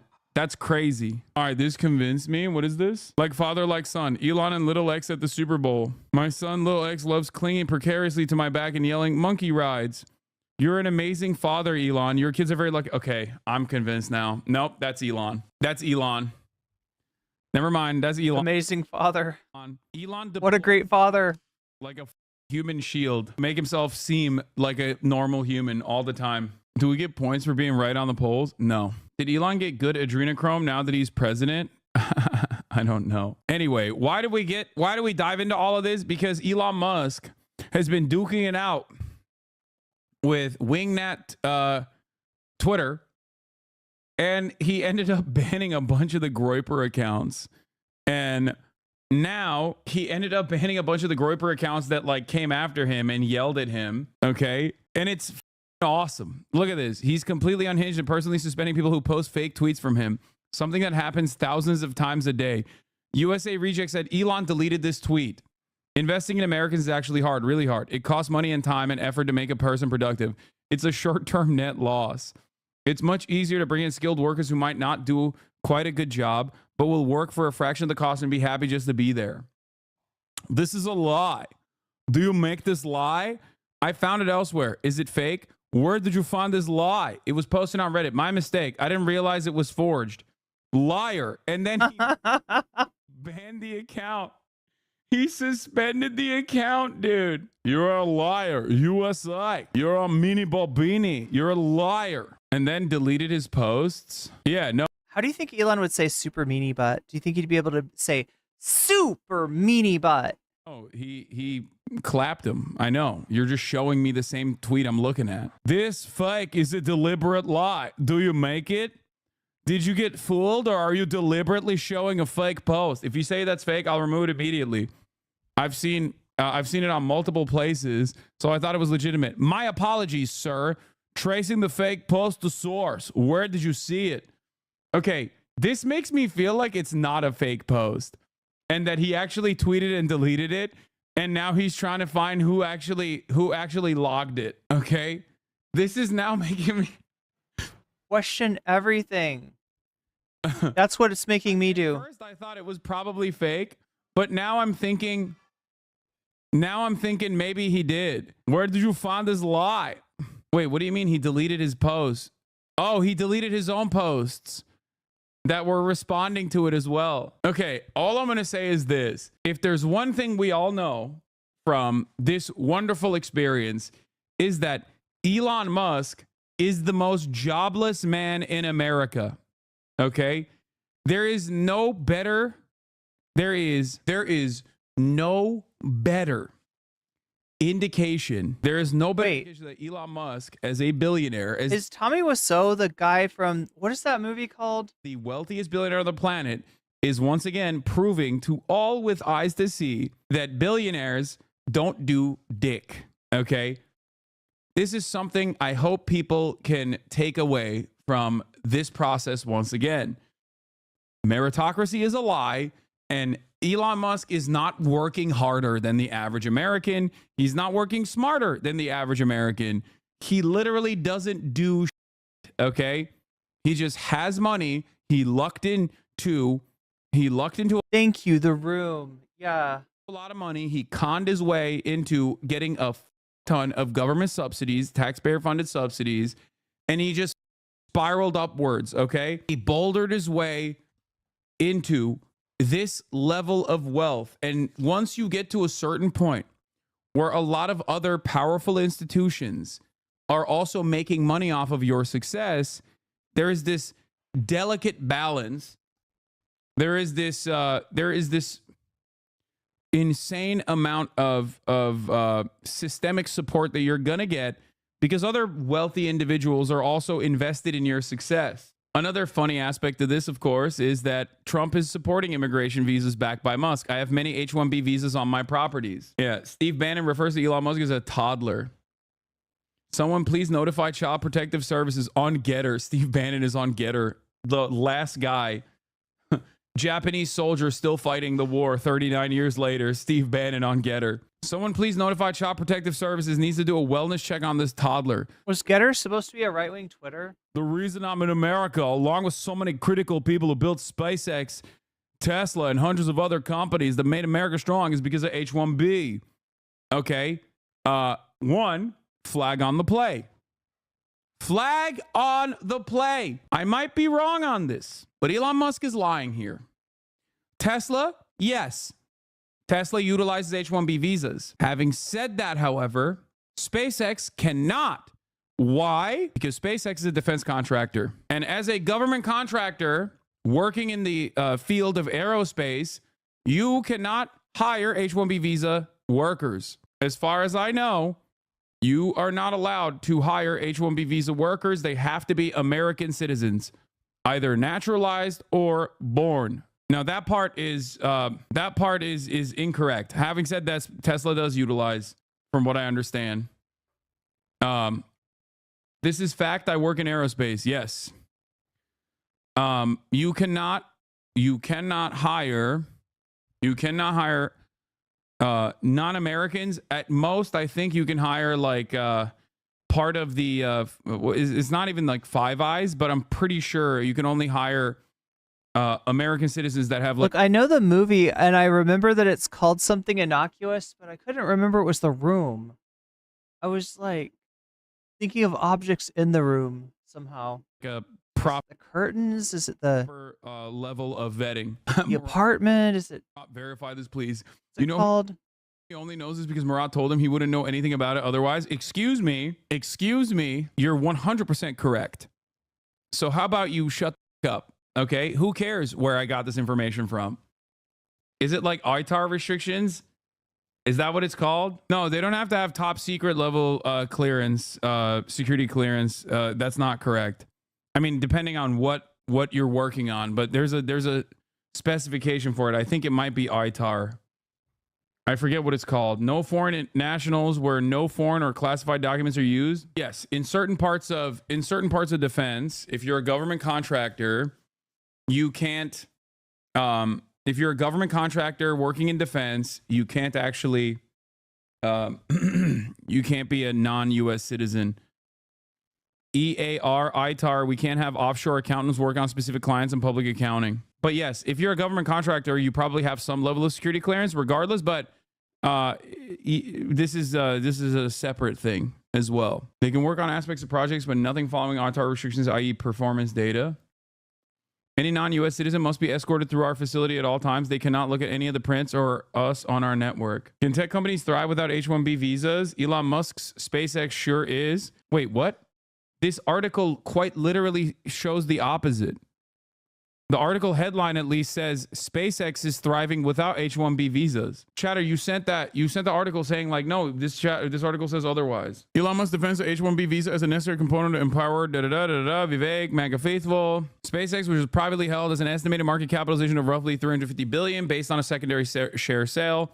That would make it one of the top 30 companies by market cap in the country. The company has had a banner year. Is Starlink. This is the worst part about Elon Musk is that like, low key, Teslas are dog shit. I mean, high key Teslas are dog. But SpaceX, I hate to give him any credit whatsoever. I hate to give anything that he's associated with any credit. But SpaceX genuinely carries this person in terms of innovation. Starlink is incredible. It really is. Not only is Starlink awesome, but also a lot of what SpaceX is doing is also pretty innovative. I hate it. I don't want to admit it. I know for a fact that people that work at SpaceX don't like their jobs in general. They despise working under Elon. But it is genuinely innovative. And unfortunately, this is the one aspect of public-private partnership where in the field of tech innovation, when you are no longer beholden to red tape that the government puts on you unnecessarily, you end up getting the same sizable sum from the government in the form of public funding, but then they don't turn around and restrict your they don't turn around and turn off the money faucet in the same way that they can do with NASA. So basically what ends up happening is you have all the NASA talent, you have all the NASA research, you have all the public funding, but then some dumbass 900-year-old congressperson can't turn around and be like, I don't understand this space. Were you hit with a stroke gun? And I think that in a perfect universe, I wish that SpaceX could go back to being under government control and work under. Geez, I wonder what you would do there. It would be almost like if you had something that used to be, you had something that was privatized, right?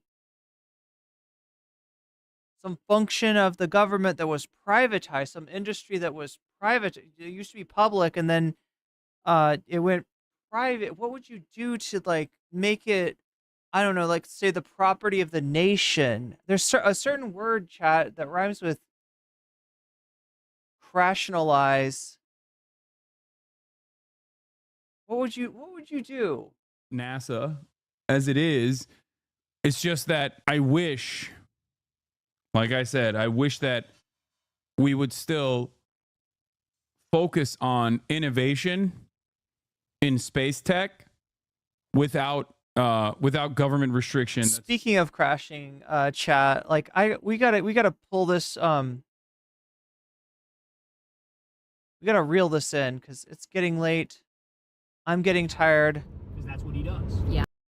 We are at 44% of the bonus content goal. If you want any chance for bonus content, speak now or forever hold your peace. This as a Christmas present. But I wanna.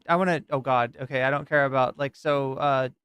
They're going to I think basketball game. That's what they're talking about. But anyway, this is the outcome. We're gonna go over the outcome, right? Because the whole thing was you got on one side you got Vivek Ramaswamy, you got Elon Musk. And then on the other side, you got sloppy Steve Bannon, you got Laura Loomer, you've got Charlie Kirk, etc. So it's the tech bros versus the American firsters. Who's Trump going to side with? Where's Trump going to... What's Trump going to do with this? But anyway, we're here because Trump has officially weighed in on the Maga Civil War, and he took a side. So, Crystal, why don't you tell everybody what happened? He appears to have sided fully and completely with, of course, the tech oligarchs, Elon Musk, Vivek et al., saying something like, I don't have the quote right in front of me, but he said something like, I like the visas. I've always liked the visas. And then went on to anyone surprised to say that he himself uses many H-1B workers at his properties, which I don't think is correct. I think he means H-2B visas, which is similar, but it's for like seasonal workers. That's the type that's usually used in the hospitality or construction industry, so it would make more sense that that's what he's talking about. But anyway, clearly siding with Elon Musk in the fight, which LOL. I called it. Didn't I call it? Didn't I say that in the video? Yeah, and he had already done this. I mean, this was floating around the internet too, and I remember this back from when he said it on the All In podcast, which is like the tech Yo, Chucky, thank you for the super sticker. bro podcast. Is that a Doge? He said, we need to staple How visa appropriate. to the degree of foreign-born students, and I don't know that people understand how important this issue is to people like David Sachs, Elon Musk, and like Shiba dog with a big smile on his face, tilting his head.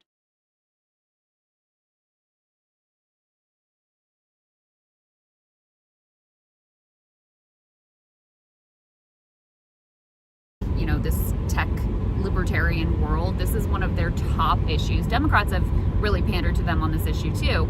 And it's not that I'm opposed to having, immigrants come in and work in the tech sector, but it is a fundamentally exploitative program, both for the workers who only can be here so long as they're employed. So if you have, union busting, abusive, like discriminatory boss, as Elon Musk has been alleged to have been, and you're a worker on an H-1B visa program, like you don't have the ability to push back against that boss. You'll just get fired and then you get deported. They, allows them to pay lower wages, and it's the way the program is constructed is not good. But anyway, Trump's siding with the oligarchs and the billionaires because, of course, he is going to do that. Hear me now, quote me later. This is example number one, but there will be many more. Trump will always break for the robber barons. Always. Because he did it in the first term. He's going to do it again in the second term. That's why I pull my hair out when people pretend like maybe there's a chance he'll be pro-worker. Maybe there's a chance he'll be a populist. Maybe there's a chance he'll be anti-establishment and anti-war. It drives me crazy because he's already proven like 78 times that that's not the case. Yeah. What is the 79th time the one where people are going to come to their senses and realize he's a fraud and he's a con man? And he's he is already the establishment? already done backflips for them. Like, Of totally course. changed. Again, we support we don't want the TikTok ban, but he totally flipped his position on that. Totally flipped his position on crypto and Bitcoin. Totally flipped his position on this. Had run last time, remember he ran on, I'm going to close the carried interest loophole. How's that going? Like, in every instance, he has sided with capital. I mean, this is his class interest. Elon gave $250 million, and these other tech billionaires gave plenty to his campaign as well.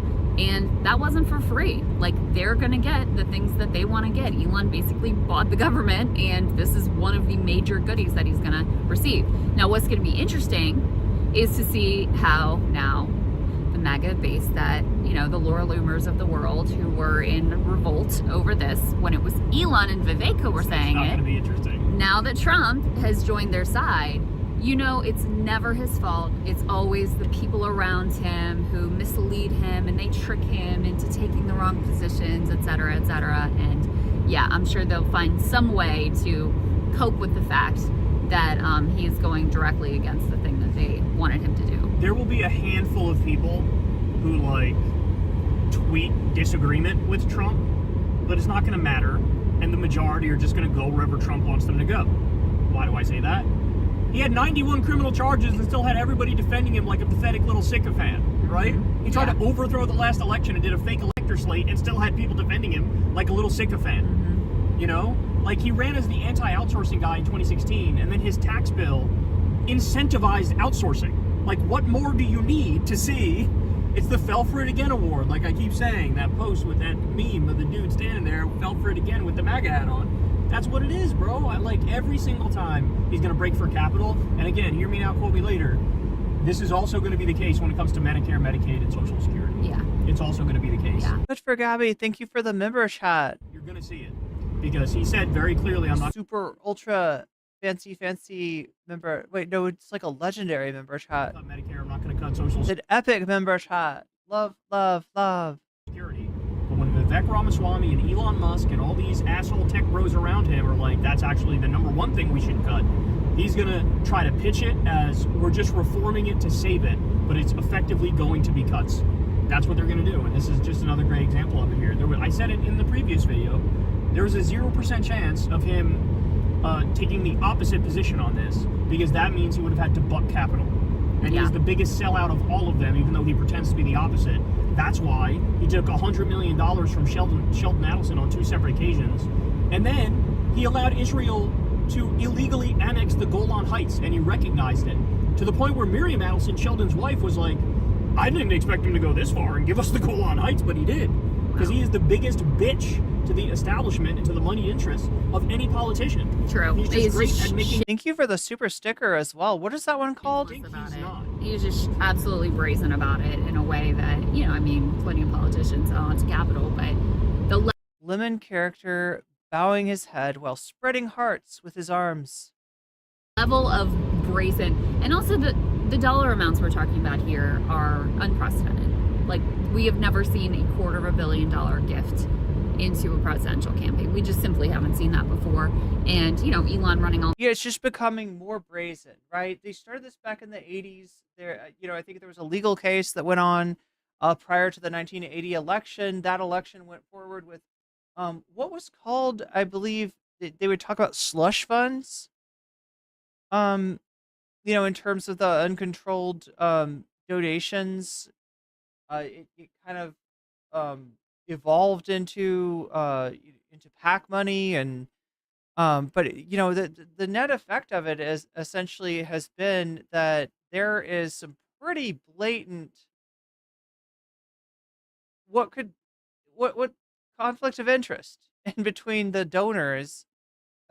Political campaigns also have gotten a lot more expensive. They have gotten, you know, there's been a lot more campaign cash used.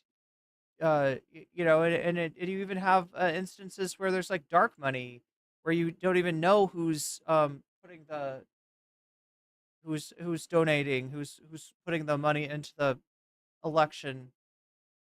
All those contests, and he, you know, which apparently he has stiffed the recipients of the people who are supposed to like organize for him or sign that petition. They were supposed to get money. They haven't gotten the money. Anyway, basically running Trump's field program, buying an entire social media platform to push Trump's agenda and his presidential campaign. Like, that is a new level of billionaire control that truly is unprecedented, even as we acknowledge, like, it's been a sea of corruption and money for quite a while now. But, you know, the reason, just for people to understand why this fight is so significant, is number one, I mean, it really is a program that these, like, tech billionaires are, it's very important to them. So for them, this was a very important issue. But the Trumpian frame, like the Trumpist frame of the world, the narrative of the world, is that you're struggling because of the immigrants and the trans people. That's basically the Trumpian frame. And the Vivek and Elon frame is the more traditional Republican, and by the way, plenty of elite liberals think this way too, but the more traditional... You're struggling because of a personal failing on your part, yeah. Republican frame of, if you're struggling, it's your own fucking fault.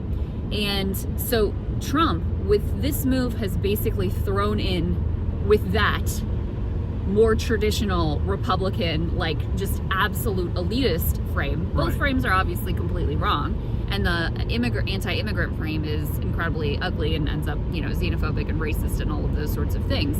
But he is now effectively validating his own narrative that he sold to the public by siding with Elon. And that's why you see over this issue so much upset from the, you know, the Laura Loomers and the, like, you know, right-wing identity obsessed, I guess is the nice way to put it, part of the party. By the way, Alex Jones came out and sided with Elon in this fight. See, that's surprising. That surprised me too, that he was like, yeah, we love foreign workers coming here on visas to... He wasn't joking? Undercut American workers. Yeah, no, he wasn't joking. But, ready for this? Sloppy Steve took the side of the base. Well, that, I mean... against Elon. That makes sense, but I wonder what he'll say now that Trump... We gotta have our Sloppy Steve. That's a great question. Are you sure Alex Jones wasn't kidding with that? Because that sounds crazy. No, he wasn't kidding. Wow. Well, hold on. Let me be clear. it's possible that that was like a fake Sarcasm, post. yeah. No, like a totally fake post. That's possible. Okay. But it definitely wasn't something he posted where he was kidding. No.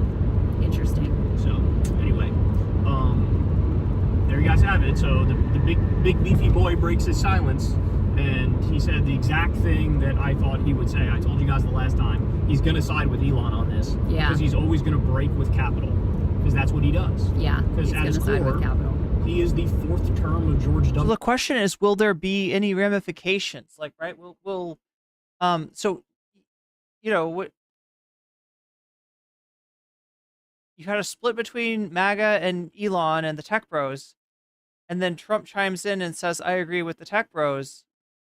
What is the response from the Laura Loomers of the world, the people that still want to maintain access? Will they break with Trump? Will it matter? Remember, he's in there for 4 years regardless. It's not like they're going to vote for someone else. But one thing I could see happening is maybe the troublemaker caucus, the MTG. God, I'm trying to remember how it breaks down exactly. Like, you might see it being maybe harder, I don't know, to get certain votes in the House of Reps.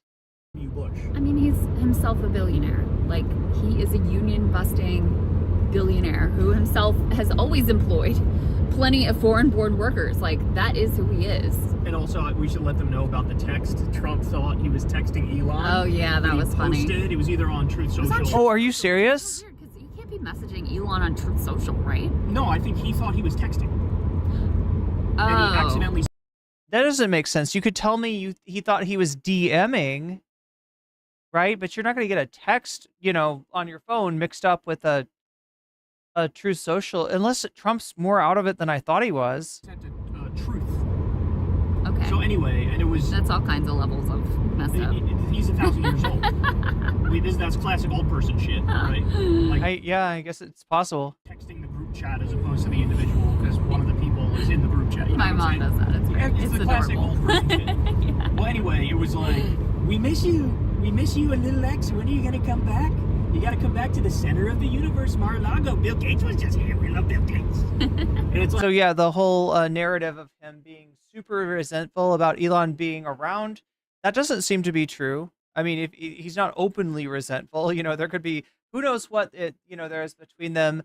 Obviously, some of Trump's priorities seem to have gone down in Elon Musk's sinking of the debt ceiling bill, but like, wait, hold on. I thought Bill Gates was one of the chief enemies, and he was part of the pandemic, and he was part of the vaccines microchip. oh God, they're all there. They're all there. What? Bezos is there. Bill Gates is there. And the vaccines that are poisoning everybody on purpose. Now all of a sudden, oh, would you look at that? He wants to, he wants to hang out with Donald Trump, and Trump is, look, Trump ultimately, I've said this for a long time, I'm curious what you think of it. Trump, in his heart of hearts, you know who he wants to be? Hillary Clinton. Because the establishment loves Hillary Clinton. She's a member in good standing in elite circles and billionaire circles. Yeah. And Trump always yearned for that validation. Yeah. From the wealthy. Yeah. Right? And that's why you see him talking about Bill Gates hanging out here. Yeah. Bill Gates, like, what? He This said guy's those the chief things. villain of MAGA. Now you're fucking rubbing elbows with him and drinking cocktails? He said all that stuff about, like, everyone wants to be my friend now. Everyone wants to be Yeah. my friend now. Like, he's loving this. So, the Elon rift with him may still come, but has not arrived yet. Clearly, Trump is, like... It'll come. When he needs a fall guy at one point, it'll come. Yeah, but I think he is I think Trump is kind of intoxicated with the idea of these, like, cool tech guys being in his corner. He bought into just like Rogan is the worst example of this. He bought into the myth of Elon Musk. Yeah. All of the myth making and all of the PR bullshit that Elon bent over backwards to try to make the case. Rogan fell for it hook, line, and sinker, and I think Trump fell for it hook, line, and sinker. They think this guy is a fucking, like, tortured genius, even though he's basically the dumbest man on the planet. No, seriously, they fell for it. They think, like, oh, he knows things. Like, no, he's an autistic weirdo with zero fucking friends. A little too much of going after Elon over being autistic. I could deal with less of that. Who tries to get hand jobs and give people horses to get jacked off. Like, he's the weirdest man on the fucking planet. And all the good shit. And this coming from a guy that talked to Vosh recently? I don't know, Kyle. I don't know. That came out of Elon was all like these other engineers. You're the one who said horses. You made me think of it. Actually did the hard work. Whether it's Tesla or SpaceX or whatever the fuck, you know? Yeah. I was just laughing at. I forgot about that story. Having to give someone a horse to give. Just imagine the interaction that he had. So apparently he was like rock hard. Walks up to some woman who like works for him. I'll buy you a horse if you touch my penis. Like, this is your fucking hero? This is your fucking hero? This is the savior of Western civilization? You fucking idiots? Are you kidding me? The guy's a fucking joke. What are you talking about? Deport this dumb motherfucker. Get him out of my sight. Jesus Christ. I mean, That's incredible. The lazy immigrant welfare queen robber baron. Okay. As we always say, deport his ass. Yep. And let me just plug Breaking Points. We've got Rokana on Monday, who got sort of like entangled in all of this because first of all he represents Silicon Valley, and then somehow he ended up like taking strays from Laura Loomer. Oh well, no, Rokana's a really weird figure. Like he's given Trump and Elon a strange amount of play, but then again he's involved in all the TYT shit, so maybe that has something to do with it.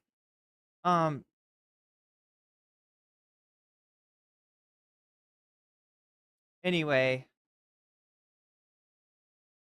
has in terms of, and it's like the people that are disagreeing with Trump are f***ing Nicholas Fuentes, Groyper Titler, 1488, numerous other f***ing Groyper accounts, Laura Loomer. How the f*** have we just accepted that this is just the normal now? This is the new norm. Yeah, it's great.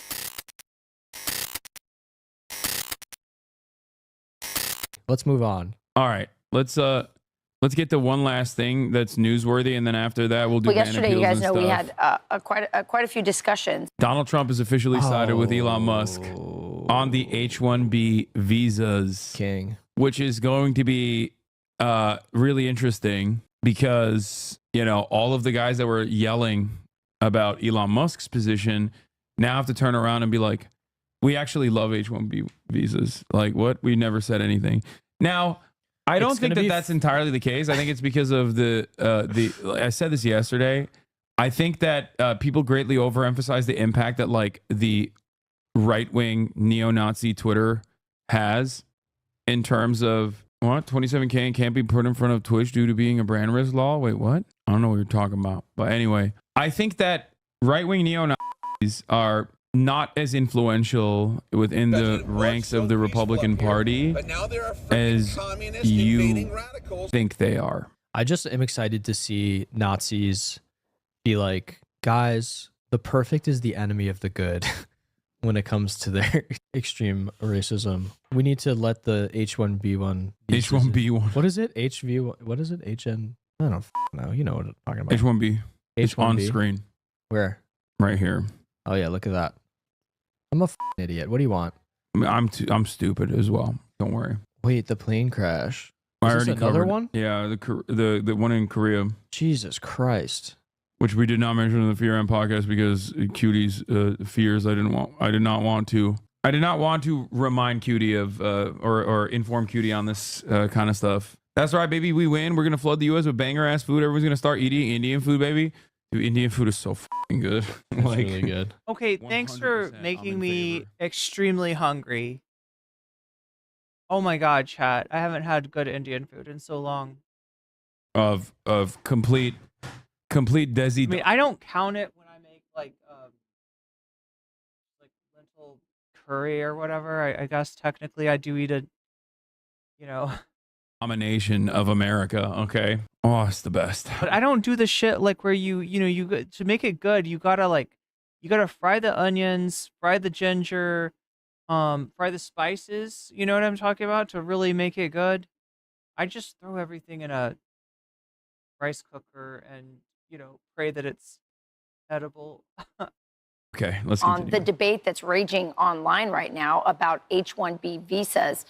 And Elon Musk, Vivek Ramaswamy, coming out saying, hey, we need this. Our country needs this. Our companies need this. We need this to have this technological advantage over China and other countries.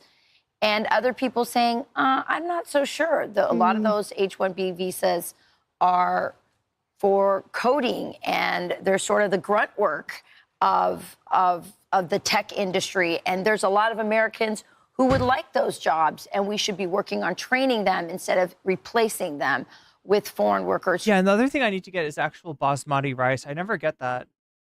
Presumably will do it for cheap. I don't know why I cheap out on rice. It seems like that's not the thing you want to. Cheaper. So that's the debate that's raging. And in the midst of that, someone has found a quote from Donald Trump where he says he backed. It's so funny that both Fox News and also CNN just like refuse to say these guys are white nationalist neo-Nazis.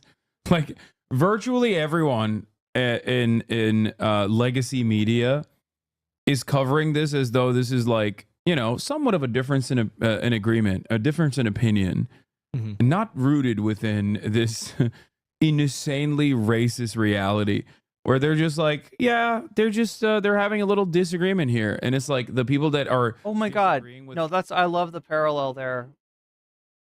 I think you got a point there, Roxy Amused.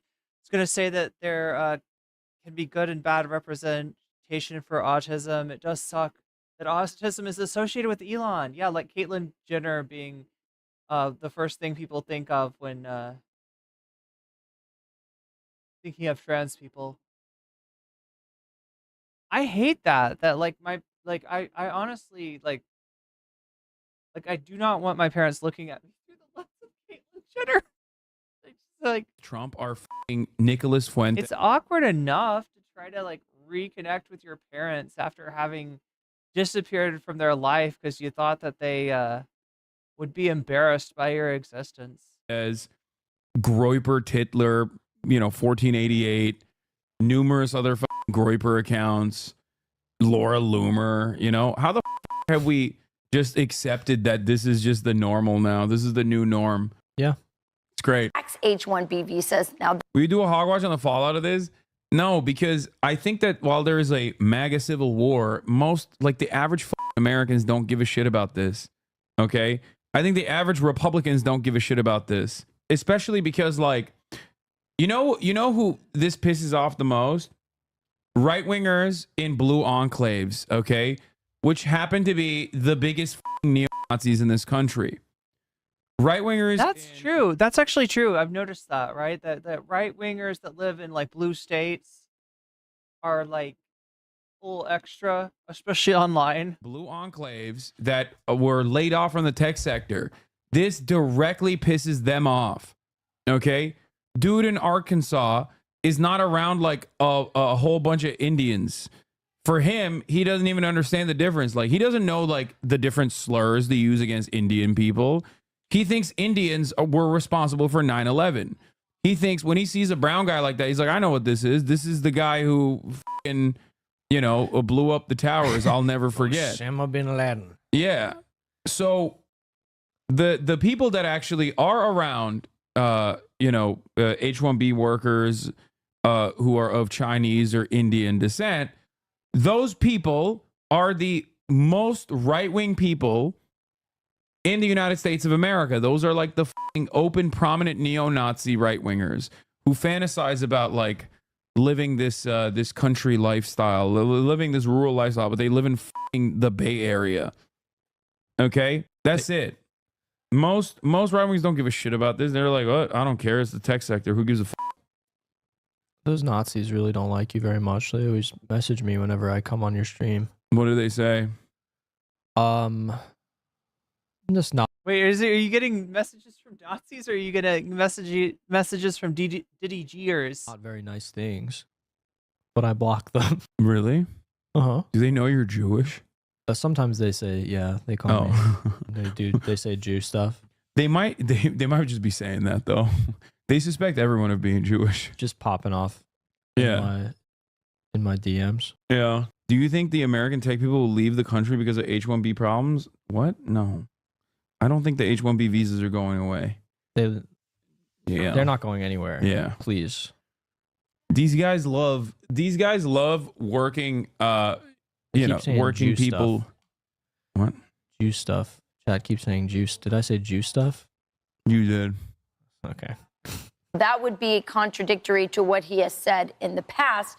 We'll have to get to the bottom of that. But here's what he said on this. He said, the New York Post reported on Saturday, he said, I've always liked the visas. I've always been in favor of the visas. That's why we have them. I have many H-1B visas on my properties. I've been a believer in H-1B. I've used it many times. It's a great program. You know, this is I think, as we talked about yesterday, such an important debate. It's happening entirely among so funny to say it's an important debate. And within Trump world. And obviously, what he is talking about here is the fact that, he's obviously defending the program. But what I think is interesting is that he put into place in his first term a lot of, restrictions that protected the program, that reformed the program.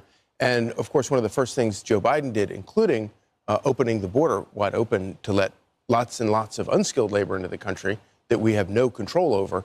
Azan, I'm curious, do insane Twitter Nazis ever tell you that you're Jewish? Yeah, they say I'm gargling Jewish semen from a gallon. Hell yeah. That's what Miles... See, that's what makes me think it's Diddy Jeers. They love talking about buckets of cum. Remember? Writes under all my tweets. Are you sure these are Nazis? Or was Let's play a game. Diddy Jeer or no?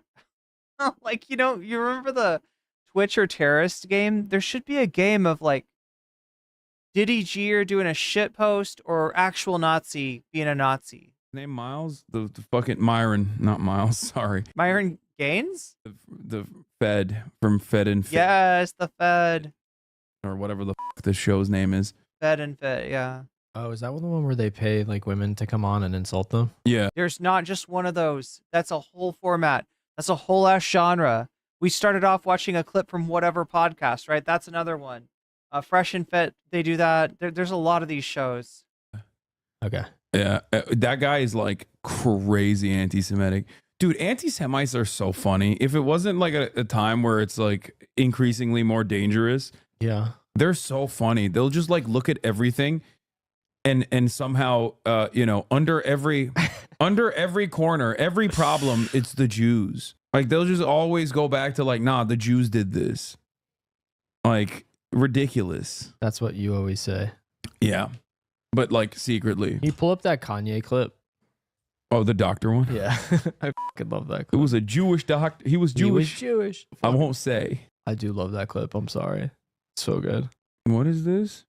What happened? Forgot to paste the tweet, lol. What the is this? Who is this? I had a Rockstar application for college, near perfect SAT score, perfect AP scores on 7 different tests, Eagle Scout, blah, blah, blah.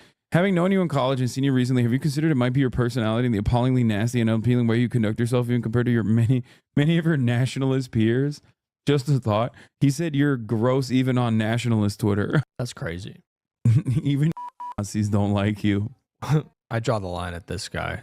Yeah. Listen, we're all Nazis here, but that guy is really off-putting. Yeah. We don't like his fucking vibes. Wait, what were we talking about before that? Kanye? Oh, the Kanye clip here.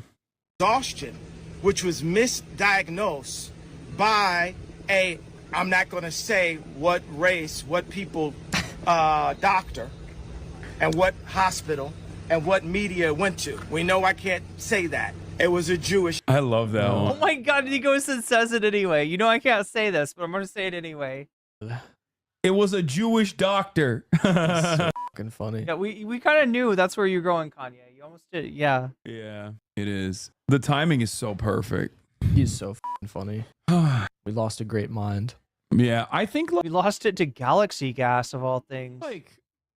I think, like I was saying, is Kanye gonna be all right, or is he just cooked? I don't know what like the late stages of nitrous abuse look like. Honestly, I've never seen anybody go that far on it. It's not like a mover and shaker for the average Republicans, but I think given the overemphasis we have on Twitter, Start a show where I degrade men. That's a great idea. We should do that, like an anti Fresh and Fit. That would be great. To this day, because a lot of prominent media. Wait, why do you think I would be like good at it? Is that people are still on it endlessly and relentlessly. It has the capacity to inform I mean, I'm not saying I wouldn't be, but mainstream coverage on stories like this, despite the fact that their influence is greatly overstated, in my opinion, within the ranks of the Republican Party. It's like a holdover. Yeah, from when it was more relevant and also somehow less.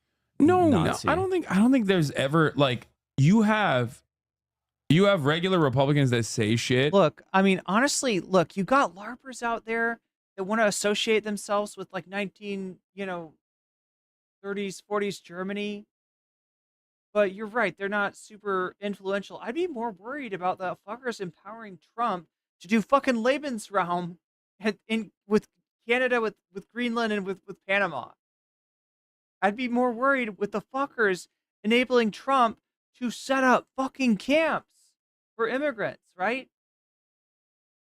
So yeah, it's not about, ironically enough, it's not about Nazis as much as it's about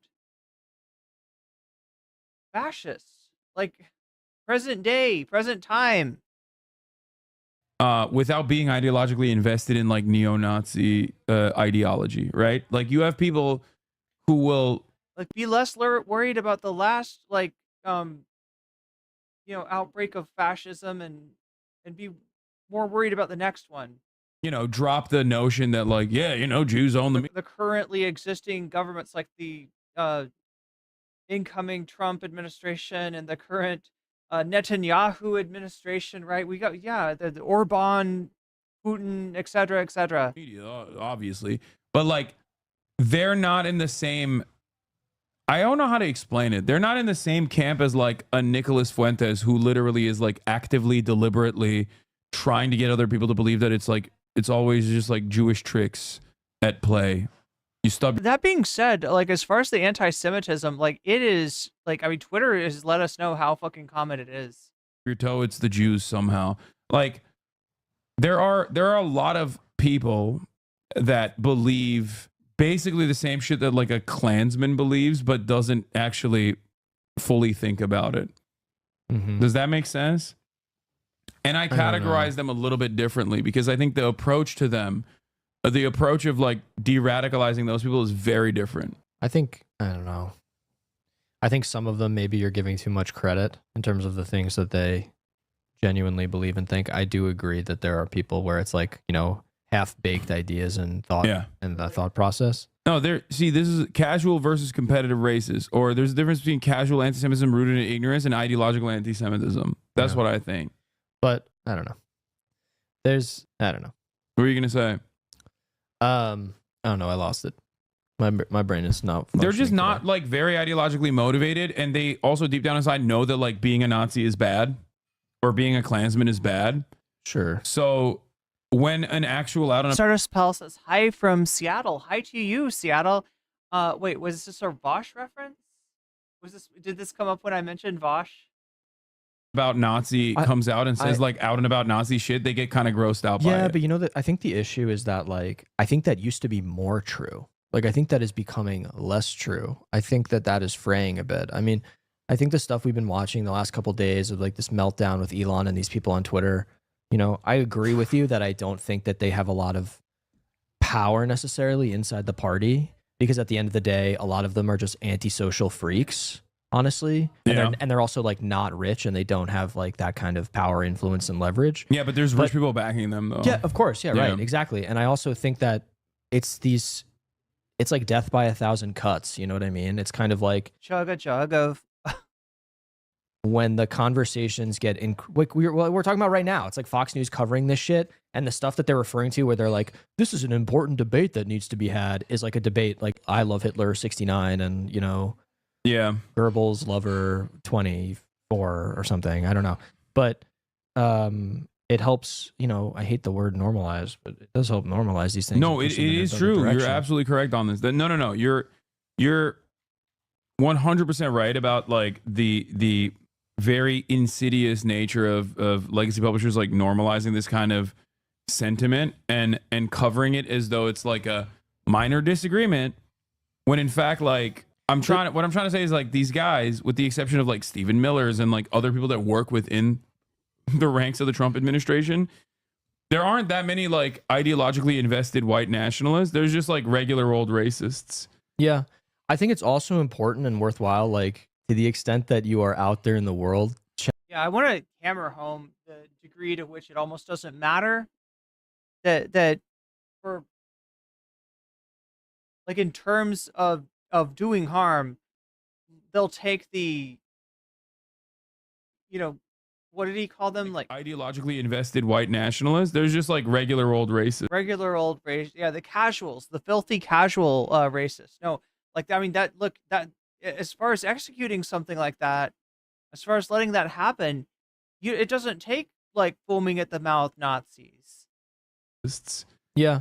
I think it's also important and worthwhile, like to the extent that you are out there in the Like the regular old racists, as Hassan says, their instincts flow in the same direction as the ideological dyed-in-the-wool Nazi. world chat and doing these things, and obviously you can, because I know that some people are in situations where they can't, but especially like if you are an able-bodied man, you can't let people say these things in front of you anymore, honestly. Like you can't let people say this shit.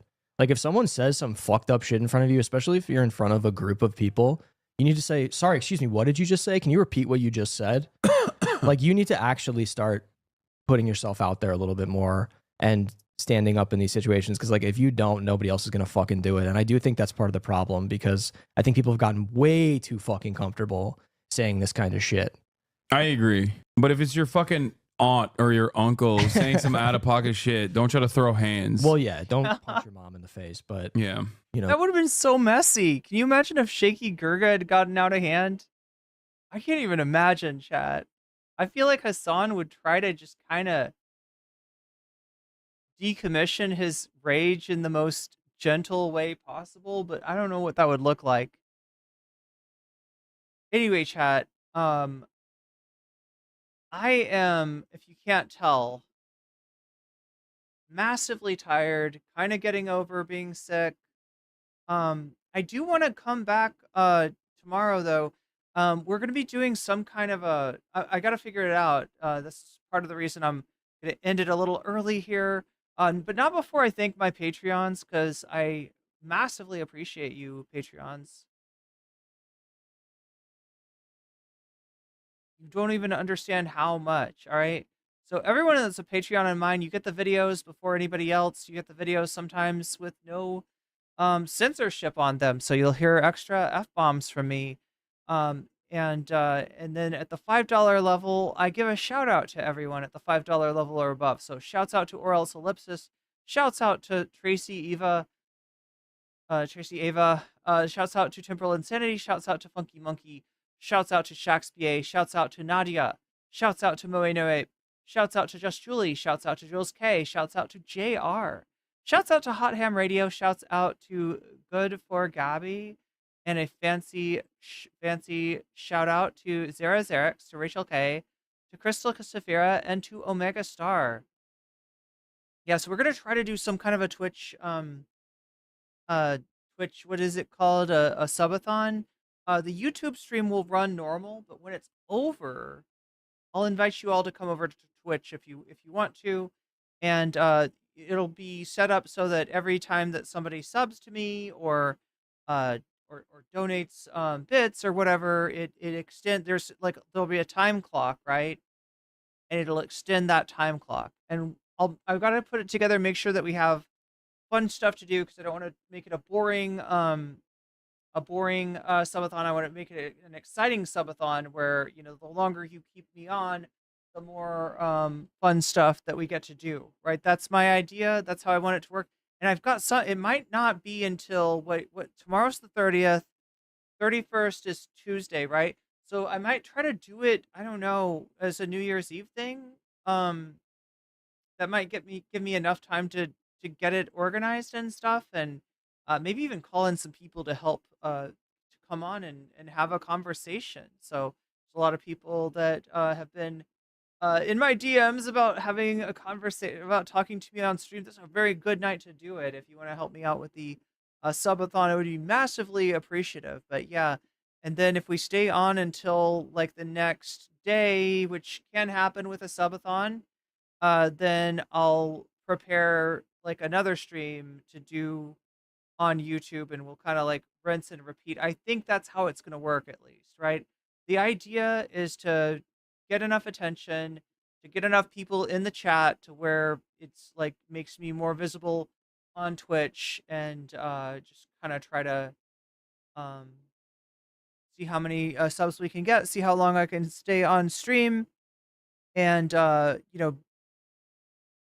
sort of bring me up in the view count, so more people that are following me will see my channel and come in and remember that, like, yes, the content is very, very good. So there was some podcaster who was watching a video of Jink and mispronouncing his name like that. Wait, you mean like mispronouncing it like the slur? Where did Shaky Gurga come? Oh, you're explaining to Brianna where Shaky Gurga came from. Wait, we have time to show you again. Let's just wait. No, that's not it. Oh my god, I must have like. Oh, Chad, I had it open earlier. Yeah, but that was that explanation was good.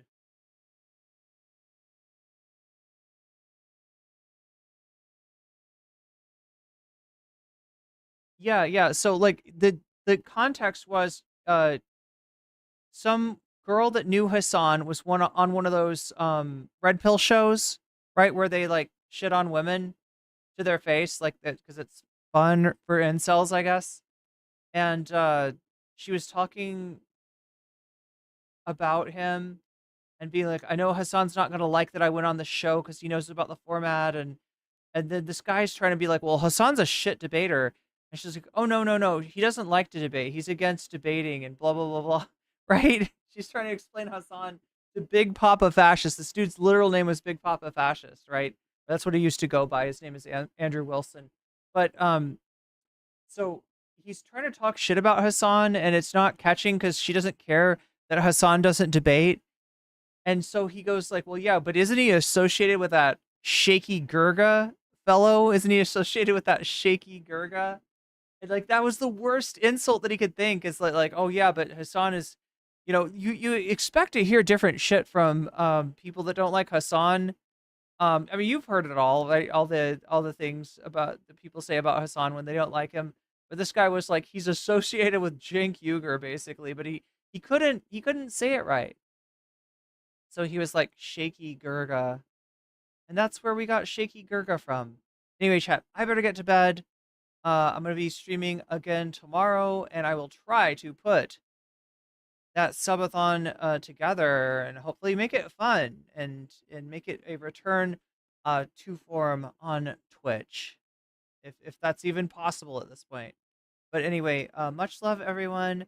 Good night, and moe moe kyun to all of you.